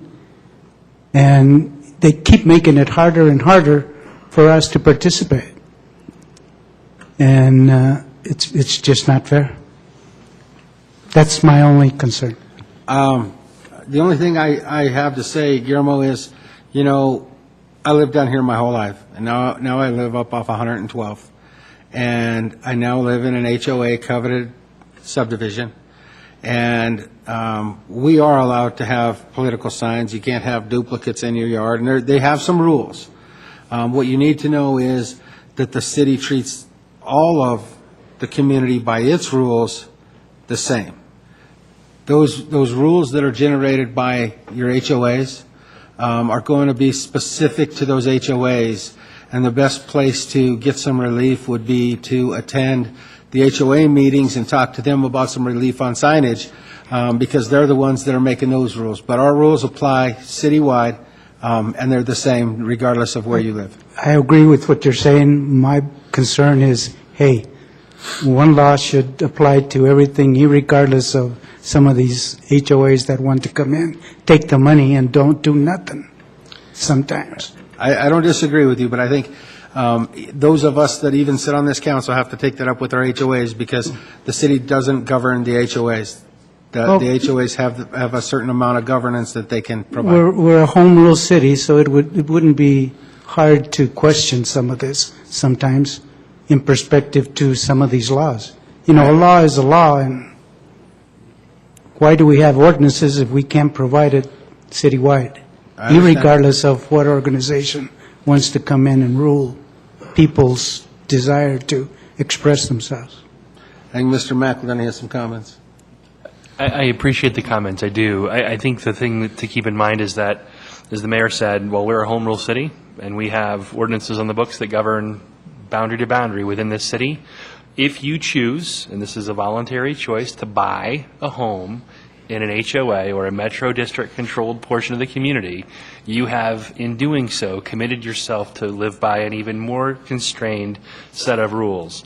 That set of rules is not governed by anybody but the Metro District. So, again, it's a citizen's responsibility in the same way it is to come before us, as you well know, to help drive change here, to drive change in a Metro District or an HOA level. If they would to just disclose that when you buy the property. Again, for all of us that have purchased a home.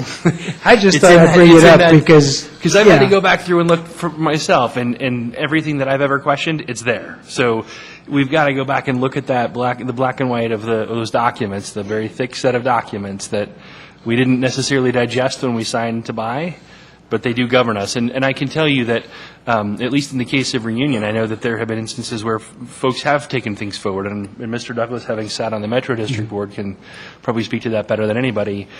It's just like the municipal process here, the civic engagement process. If we want to see a change, we've got to drive it at that most local level. My only concern is that we are a home rule city, and that's so we could be a little bit different than in perspective to how we run our business, and doesn't say that we have to be like everybody else. Thank you. I think there may be some other comments for you, Mr. Cerna. I just am trying to digest who wants to comment and who wants to make a motion. I have, Mr. Amador? I'd like to make the motion. Okay, how about Mr. Benson? You have a comment? Okay. How many people are in your homeowners association, Guillermo?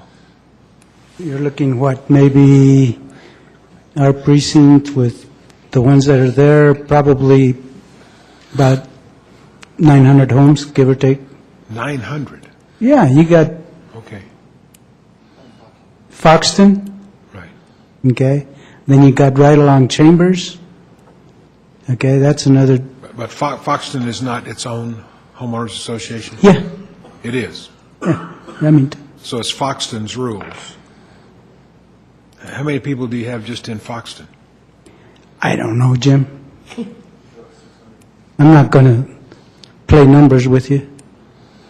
I'm just saying, if you can get 100% of the people to agree, you can change the covenants. No, you're making it too hard. But it takes 100%, I believe. Okay, thank you very much. I just thought I'd mention it Thanks for because you bringing are it. making rules for Yep. signs. I And it's understand. important. It's important to me, Sure. in my opinion. Sure. Thank you. very much for coming forward. Thank you. Okay, have another one in the back, Mr. Leffel. Please come forward.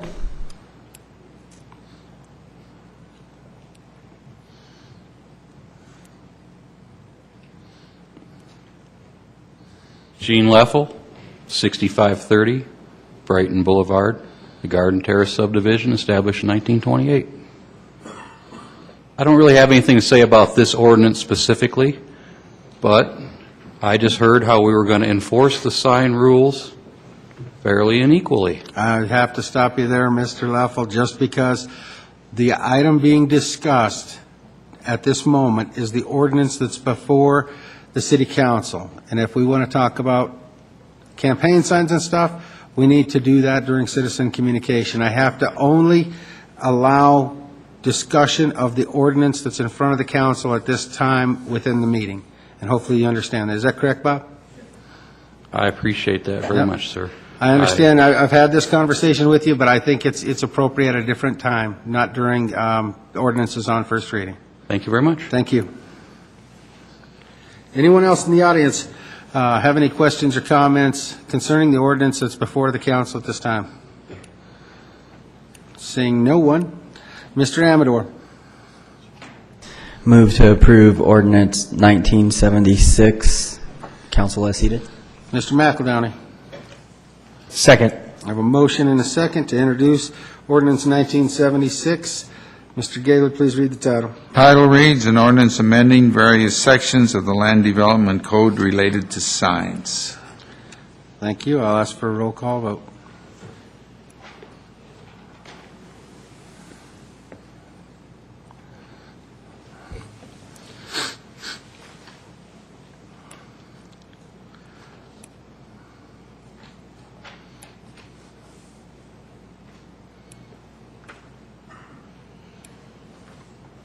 Let the record show the ordinance is introduced. 8 in favor, 1 excused. Next item on the agenda is administrative council business. Does the city manager have any administrative business for the council to act upon?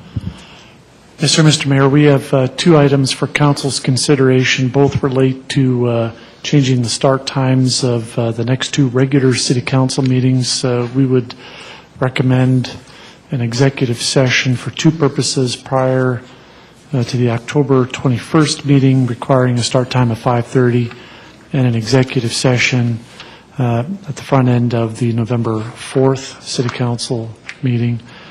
So if city council is so inclined, I think one motion to begin both meetings at 5:30 would be sufficient. First, I need to say that I will not be here on November 4th, and Mr. Bullock will have to run the meeting. So as long as it's an item that I am not necessary to have here, I'll be on vacation. Correct. The item most related to you, Mr. Mayor, will be at the October 21st meeting. Perfect. Okay. Any other questions concerning that, or anybody willing to make a motion to change the start times of the next two meetings? Mr. McEldowney? I'll make the motion if I don't lose my spot for my other item. Okay. I would move that we adjust the start time for the forthcoming meetings as outlined by the city manager. Okay. Mr. Bullock? Second. I have a motion and a second. Mr. Teeter, do you have a comment? No comment. Okay. A motion and a second. All those in favor of changing the start times of those two meetings, the 12th and is it the 21st and the 4th, correct?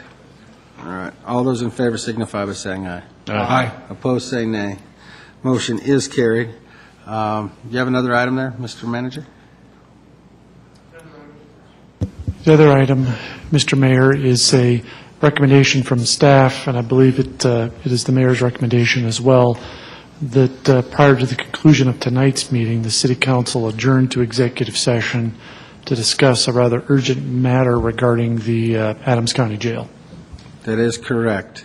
Is there a council person willing to make a motion to extend tonight's meeting to allow for that executive session? Mr. Benson? I will so move. Okay, I'm sorry, I will so move. Okay, Mr. Bullock? Second. A motion and second to extend this evening's meeting Right. to allow for that executive session to take place. All those in favor signify by saying aye. Aye. Oh, you got Opposed, say nay. That's right. Motion is carried. Now, does council have any administrative council business they'd like to take care of? Mr. McEldowney. I have two items. The first is the request for council approval for an expenditure that exceeds $350. Staff has provided a council discretionary fund and expense approval form for you. I will note that there are 3 check boxes relative to the benefit of the expenditure, and the first 2 items should have been marked as yes in terms of benefit to Commerce City and benefit is the item in the public interest or serve a public purpose. Specifically, this is a master's program over the, let me give you the specific title so I don't mess it up. Master's class in behavior change and community engagement. Effectively, it's a program over the next several weeks to learn techniques to help engage and work with our community, to help bring ideas forward, help drive change, and I think it's a great opportunity to, I think, reinforce some of the techniques and skills that we've seen so effective with our QCI program, et cetera. And so I would ask for council support to participate in that program. Okay. Any comments before I go to a motion? Mr. Douglas, you have a comment? Yes, I do. I think this would be a good class. Any information as far as what you get out of it, I think would be great going forward for City Council. Anything helps with your serving the community. So I do support this. Thanks. Any other comments before I go for a motion? Seeing none, Mr. Bullock. I make a motion to approve the discretionary class for Mr. McAdowney, and I'm having issues with him spending discretionary funds because this should be paid for by the city. This is the same class in basics that me and Mr. Douglas took down in Savannah, and it was paid for by the city. Why do you have to use discretionary funds? I think the available budget item, I haven't used my discretionary funds, and so I wasn't concerned necessarily that come out of those funds. But if there's a more appropriate... Am I not correct, Bob, that... The budget, go ahead. If I might, there would actually be 2 options, 2 line items in the budget. One would be for education and training for council members. We've generally reserved that for out-of-town travel to conferences and workshops. Our thought was discretionary made a bit more sense because it's an online webinar, but both would be available. There's funds available in both line items. Okay. I'm going to leave it to Mr. McAdowney. I'm going to make the motion that he be able to attend the class using the method that he would feel that he wants to use, because I don't feel the money he's saving by not going out of town and using a flight and a hotel and everything, I think more than makes up for him not having to use discretionary funds. But that's just my opinion. Okay, I have a motion on the floor. Is there a second? Mr. Benson. Okay, I have a second by Mr. Benson. All those in favor signify by saying aye. Aye. Opposed, say nay. Motion is carried, and please bring back the information that is provided to you through your program. Will do. Is there any other administrative council business to take care of this evening? I had one more, Mr. Mayor. if I Okay, can. Mr. McEldowney, finish up. I just had one more briefly. I provided a handout to folks before the meeting. I happened to come across an article in the Aurora Sentinel about 3 weeks ago or so, and it highlighted an item under discussion by the Aurora City Council where they were doing some analysis on the impact of water tap fees on their building environment. It's an item that we've certainly talked about in terms of economic development impact here in our community. Although Aurora is in a unique position in terms of the water is part of the city, so it's a very different approach to the discussion. To me, I thought it was a very poignant piece for us to take a look at. So I would love to see staff reflect, potentially even with our building community, just in terms of a temperature check on what the implications are. Do the points put forward or suggested in this echo true for them in our community as well? Because what it's saying or suggesting here in the Aurora piece is that by adjusting some of their practices on fees, tap fees, builders could be selling homes for as much as $8,000 less than they are today. And so the city council was considering reducing those fees in order to enable their builders to make a stronger comeback.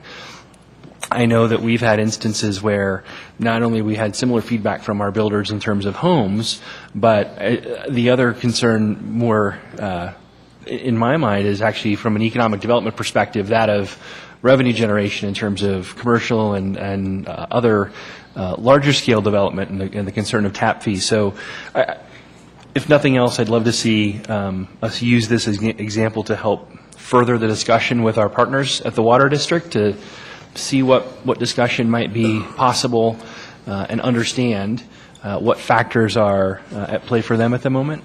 So that was the extent of it, but thank you.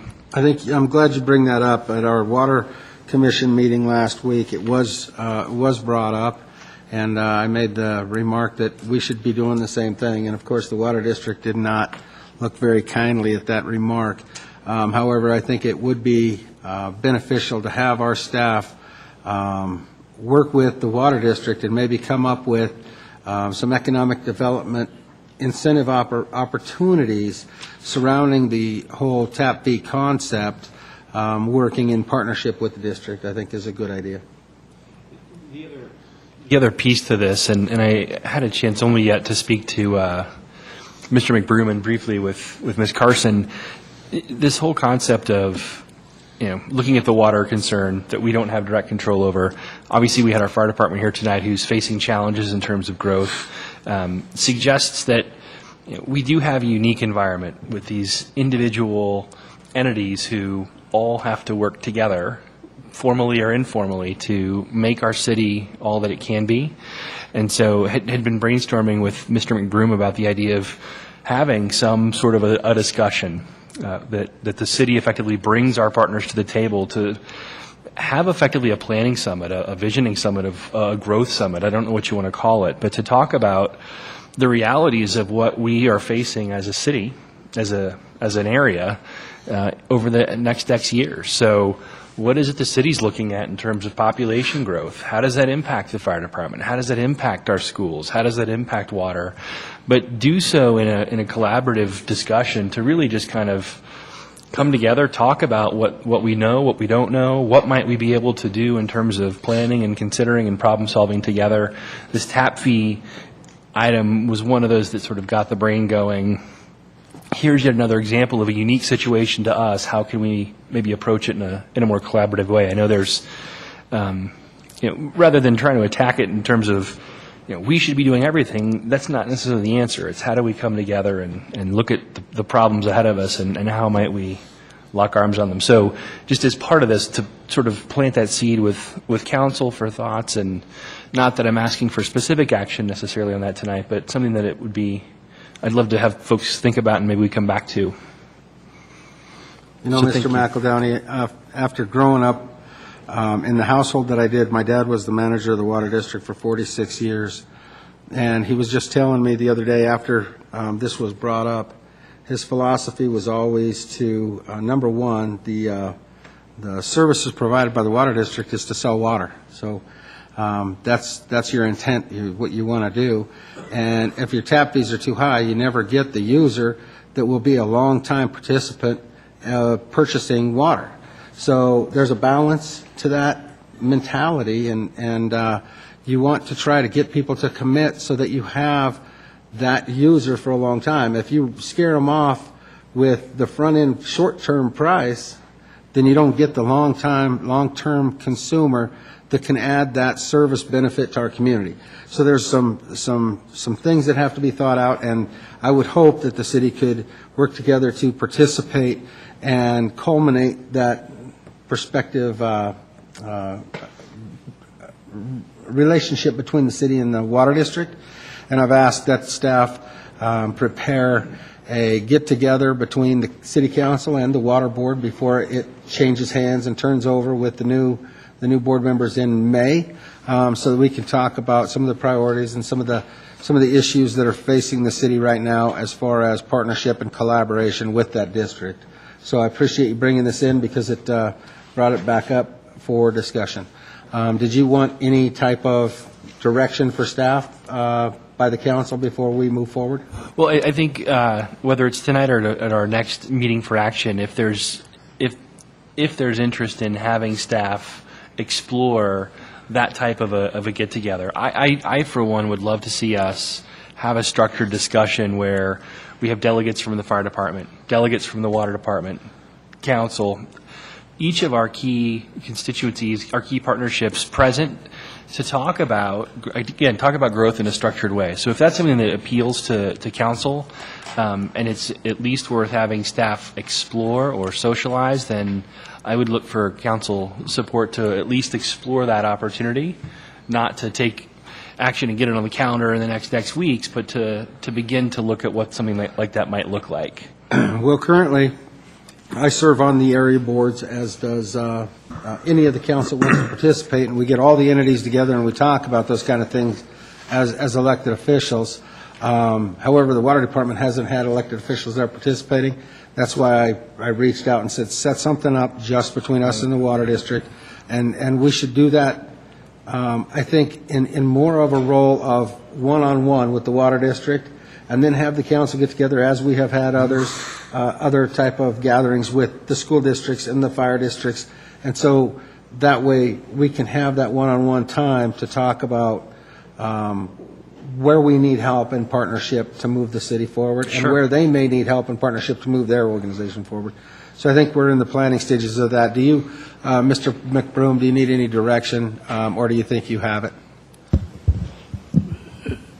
Mr. McEldowney's concept is a little different and a little broader, focused more at a broader policy level. One of the ideas we talked about was potentially getting elected representatives from the agencies together to talk about some sort of coordinated planning document that would assemble all of our various comprehensive plans, which would go beyond operational issues and talk a little bit bigger picture about future growth plans in each of the agencies. So it's something certainly worth considering. We'd be happy to discuss it among staff and perhaps bring back some thoughts for council to consider. Well, and it sounds like the mayor's suggestion of at least this initial outreach to the district, it makes sense given where that relationship stands. So perhaps following a number of direct-to-direct discussions, we look at something that may be more along those lines. I would agree. You have everything you need, or do you need us to? Okay, perfect. Let's see here. Mr. Bullock? Yes, sir. I received a call from a former councilwoman, and what she asked me, I thought I knew the answer, but I'm going to propose it to you now, Bob.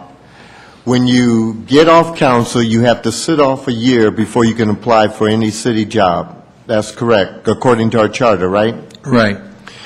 She said... Well, actually, according to our city policy. City policy, right. Okay. She informed me that she was told if you're on a board, you have to sit off for a year or two before you can apply for any job, and I never knew that was a policy here. The policy actually reads, board commission, city council, so includes those. But that is a policy which is adopted by resolution, so it's not a large task to change a resolution. It's more of a task to change an ordinance, and of course, as you know, for change the charter, it takes a vote of the people. So we're talking about a resolution here. Okay, because I guess I never actually thoroughly read that policy to see board or commission. I knew it was city council, but I'm going to sit down with you and see what we can do to bring forth a resolution to take boards and commissions off there, because I think we have a lot of talented people on our boards and commission. If a position would develop at the city that they could apply for, they're out of luck unless they get off that board or commission, and then that deprives the city of a good person both ways. And now, I'm going to ask the council, for the devil's advocate of this policy that I'm just talking about, if you see a reason why we should keep the resolution or keep it the same. Start with Mr. Douglas. Do you have a comment on this? Yes, I think that's something we should have at a study session, talk about that. I mean, there's a lot of things to discuss. I'm not sure, where this fits in. So I like to, dive deeper into it. That's just my opinion. Okay. Mr. McEldowney? Given that it's a policy, I would think that it would at minimum make sense that if an opportunity presented itself to either a former council member or a former board member, that it would make sense that rather than deny the opportunity out of hand, that it, at minimum, it come before council for some sort of a decision or a bypass, if you will, an acknowledgement of the policy and an agreement to bypass that policy. It may make sense to look at it over a longer term in terms of a full policy consideration. I don't know what the standard practice might be in other municipalities, if this is unique to us, or again, help us recall why we may have had that put into play. I think, again, before we rush into a wholesale change of it, I think we would be able to accommodate a case-by-case consideration until such time that we could look at it in a wholesale way. On this one, I think it's something that we need to discuss as a policy moving forward. However, this council interviews and decides who serves on these boards and commissions. And I would hate to disinclude somebody who has participated at the level of council that could be a very good advocate to be on a board or commission within the city. So we do that review anyway through the evaluation when we interview these folks. But I think it's something that definitely need to have staff bring back to us in some formal manner to talk about the pros and cons about it and the fact that we already oversee that evaluation process. Yeah, the real issue, as the policy is written now, just to make sure everybody's clear what we're talking about, we're not talking about a present person serving. We're talking about someone who has been a member and now is no longer a member, how long they have to wait before they can be employed by the city. As it reads right now, it takes 1 year before you can be a member. I don't think, you can decide if you want to extend it to existing people, but chances are the real issue is someone who has been on and now is no longer on and wants to be employed by the city. I thought the question was, wants to be on a board or commission in the city. No, wants to be employed. They want to be employed, Yeah, but they're on the board. I think we definitely need Right. to take it up during a study session. He wants to be employed by the city, and he's been a member of a board or commission, and it has to be a 1 year wait before they can be employed. That's the way the policy reads. Okay, staff can come back with some information for the council. We'd be happy to schedule that for an upcoming study session. All right, thank you. Anyone else have administrative council business? Mr. Mayor? I do have. You asked me to remind you. Yes, and we Okay. took care of the executive session piece that I didn't want to forget about. I did want to bring up evaluations for the judge, the city manager, and the city attorney. I know you all have turned in your packets, minus one. However, they are compiling, the two departments are compiling them. So the attorney's office is compiling the information off of the city manager's evaluation. I will have those packets back to the council members next week. I need the council to be considering a date for a special meeting to be held so that we can have those executive sessions to evaluate all three members of that administrative team. Okay? So next week you'll have your packets with the culminated information, and then I need a date that we can all sit down one evening to perform those evaluations. Mr. Douglas, you have a comment? Okay. Everybody else okay with that? Yep. All right. Mr. Douglas. Thank you. I was going to ask, I know last meeting we had asked about the cleanup on Tower Road, 104th, and that was done. It was a great job. It looks really good there. But there are some code enforcement going out off of Brighton Boulevard and 72nd area. I believe that's Bimbo, Rainbow Bread area. And they were told to clean up a certain area over there, and their understanding that what they were asked to do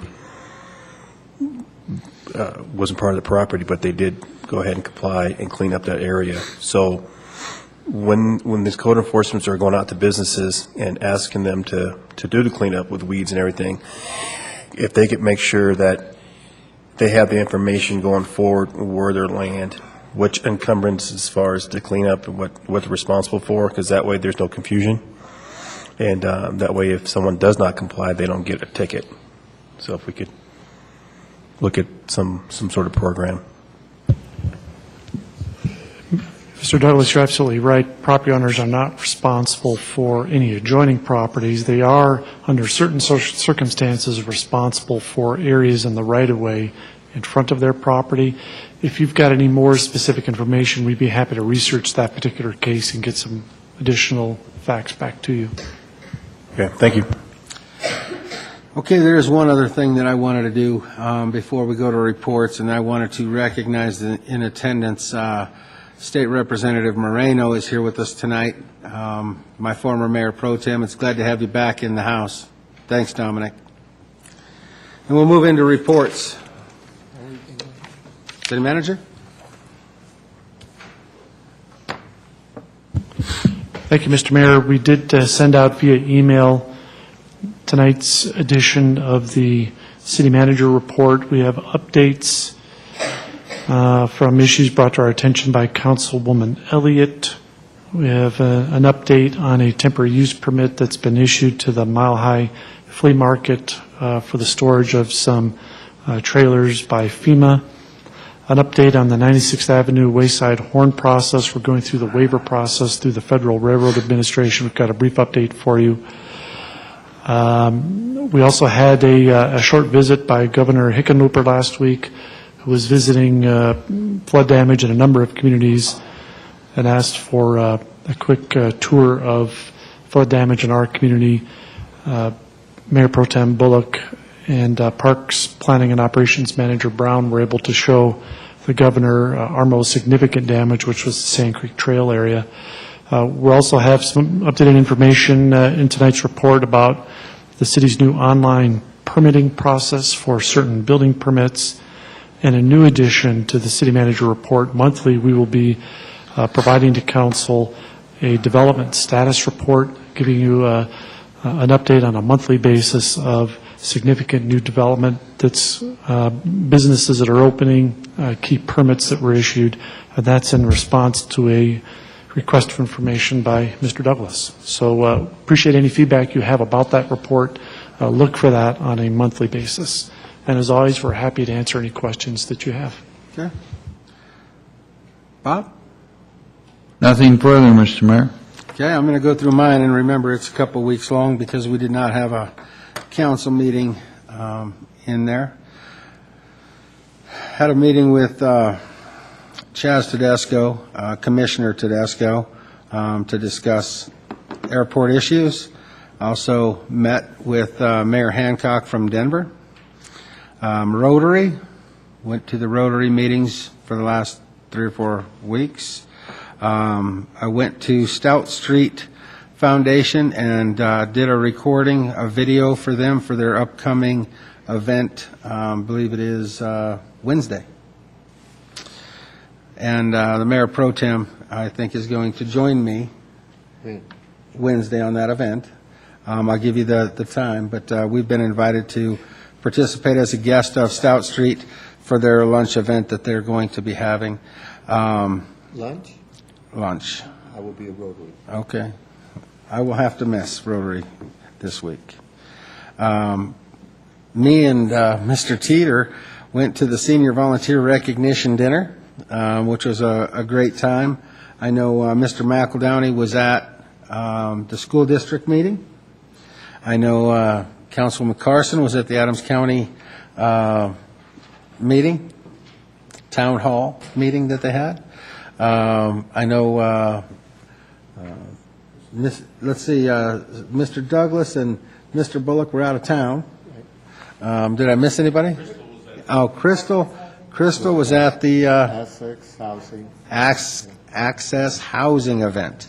A lot of things going on that day. Let's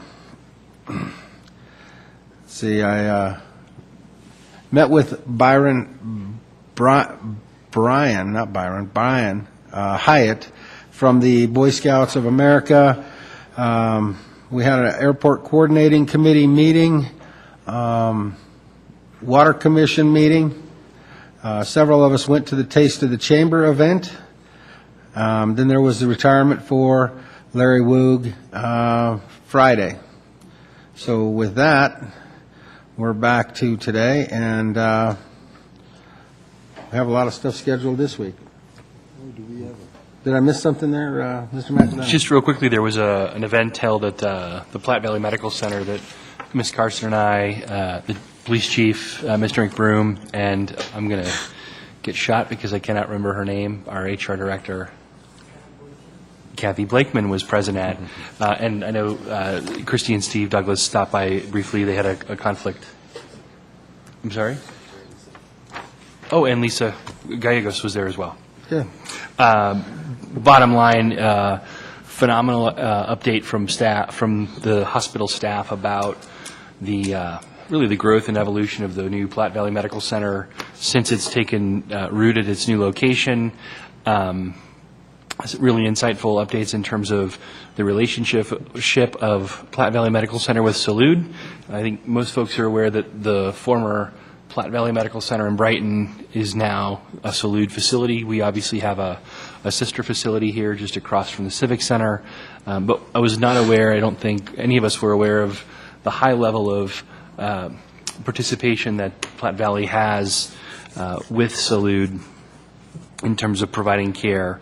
But ultimately, the focus of the presentation was on the to-be-built facility that will take shape in the area of the King Soopers development there at 104th and Chambers, and it will really be a phenomenal asset to the community. Because it will provide access to the folks that are being referred from Salud up into the Platte Valley Medical Center system within Commerce City, but for those folks that live in the surrounding area, it will provide easier access to the full range of medical practices that Platte Valley provides. One last comment that I think we all learned for the first time was the unique nature in which Platte Valley is providing its care. When we think of hospitals, we think of hospitals sort of they've got all their doctors. The Platte Valley model, I think, as they referred to it, was sort of a medical mall. And if you think about a mall in terms of you bring the best stores together to serve a range of needs, they use the example at Platte Valley of, for their pediatric, they partner with Children's. For their this, they have another. For each of their sort of areas of specialty, they have very, very solid partnerships with the leaders of the industry. However, one of those areas that they are becoming their own leader in is in the cardiac care, and they are in the midst of building one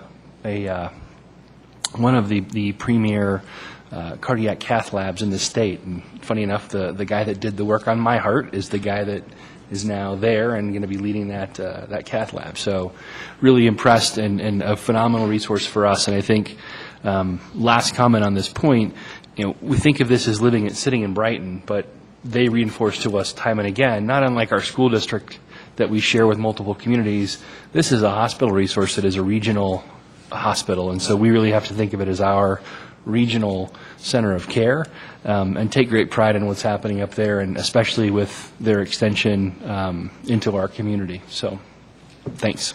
Great, thank you. Did I miss any other items that someone wanted to bring up on the reports? Mr. Douglas, you have something? Yes, me and Renee attended the 21st Leadership Summit in Savannah, Georgia, and very, very informative. I feel like I came back with a lot to help me with what I do here, with engaging with my peers on council, with folks in the community, city-state relations, and visited the surrounding city in Savannah and just looked at what they're doing there. It's unbelievable. They work on zero waste, water conservation, carbon-reduced emissions, energy-efficient homes that are solar-ready. They have homes that have 80 kilowatt panels on the roof. I mean, it's just amazing where they're at and what they do so much with their city of such small dollars as well. But I just want to say that all the information that I gathered there, as far as understanding my communication style, and the folks I sit here at council with, just kind of enlightens and just goes to say that when we have conflict, it's good that we do, because we can come to some sort of resolution and move our city past those problems and keep growing. So I want to thank everybody for supporting us, for going out there, because I think it was great. So thanks. Mr. Bullock? Yes, sir. The main thing that Mr. Douglas forgot was it's changing over from the National Leadership Conference to National Leadership University, and they're going to start partnering with the home CMLs in your state so that you get your credits not only through going to the national conventions, but you can get them through classes in your local CMLs and everything. And what they're doing right now is sending out word to all the state boards and people that are on different committees that it is now your National League of City Universities, and you'll get your credits, but any credits that you have passed will just roll over into the new university format. So, but it's going to be rolled out in force in Seattle at the Congress of Cities. So any of you that know you have credits, get a list of your credits so they can be rolled over into the university. And Sound Mammoth and CML are going to be working with them so you can get credits, access classes and credits easier than having to always go out of town. Thank you. Thank you, Renee. Mr. Teeter? Yes, I would like to just step back and talk again a little bit about Larry Woog that retired this last Friday, 41 years with the city. We went to a lot of us went to his retirement party here last Friday. I was at awe at some of the things that the man did. I shouldn't have been. I know Larry very well. He came on here in '72, and I came on the fire department in '73. So we dealt together for a lot of things over the years on the past on scene. But the things that he did for Commerce City and the Adams County residents was phenomenal. And I know he's going to be missed here, and he had a great career with Commerce City. Thanks, Fred. Mr. McEldowney. I had one more, but I want to just say on Mike, I am so sad that I missed Mr. Woog's event on Friday night. He was one of those first faces that I got to interact with on council. One of my first appointments was to the Victims Assistance Board, and at the time that he was the liaison, and really he brought me into that and just developed a very special rapport with him over the years, and it will be very sad to not see him in the halls. He's clearly one of the legends, and it's really I've got to follow up with him personally and say thanks, but very kind words there. I just wanted to quickly say I sent a note to staff. There is an upcoming training. I don't want to attend, but it would seem to make sense that we have somebody from staff attend. It's on updates to the oil and gas setback changes that our esteemed representative, I think, had some hand in, but also groundwater monitoring and other updates to COGCC operations, and it's targeted to the local government designee, and obviously we were not at one time, and now we are. So I don't know if we have this on staff's radar, but it would be great to see if we could get somebody from staff attend these sessions. They're coming up in November, and it looks like there are a couple of locations, one that may be closer in terms of Glenwood Springs than the other. What's the dates, Jason? November 12 and November 20, November 12th in Lamar, and November 20 in Glenwood Springs. Those are pretty far. And November 12th, if you're going to the Congress of Cities, you'll be there. Right. So it may be one of those things that somebody from planning or otherwise might be able to attend, or either way. Okay. You good with that, Brian? Yes, sir. Chris Kramer had gone through the training at one point and is kind of our local government designee, but it sounds like it may be appropriate for him to get this updated training, so he's on top of the latest rule changes. Excellent. Thank you. Thank you. Anyone else have any reports? Mr. Douglas. I just wanted to add on that on October 3rd, the day we had the meeting with Platte Valley Medical, I stepped in and introduced myself and all, me and my wife, and then we had to go to a meeting that was a follow-up with Building One America on Amendment 66 as one of our missions to try to help out in the community as well. And then I attended October 5th, the grand opening of McDonald's, and I tell you what, that they've come a long ways. That was one of my jobs when I was 16. I worked over there, and the technology they have with McDonald's is something else. So hats off to McDonald's. Thanks. Great, thank you. If there be nothing further, I need to ask for a motion to go back into executive session. And Bob, you want to read the Yes.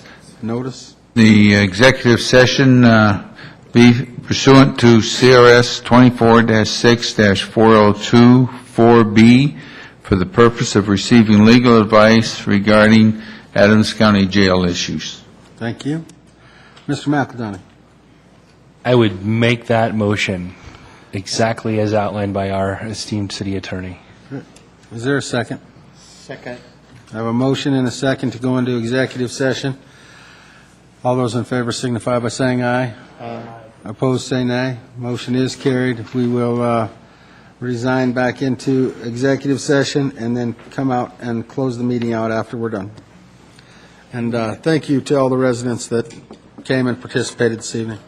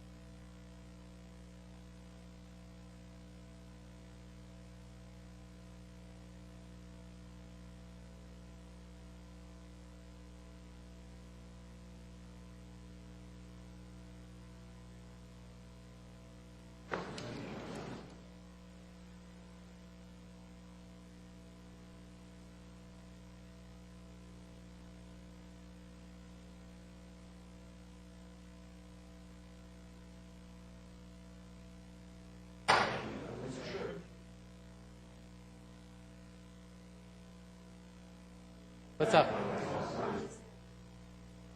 Oh, no, I just called just chit chat.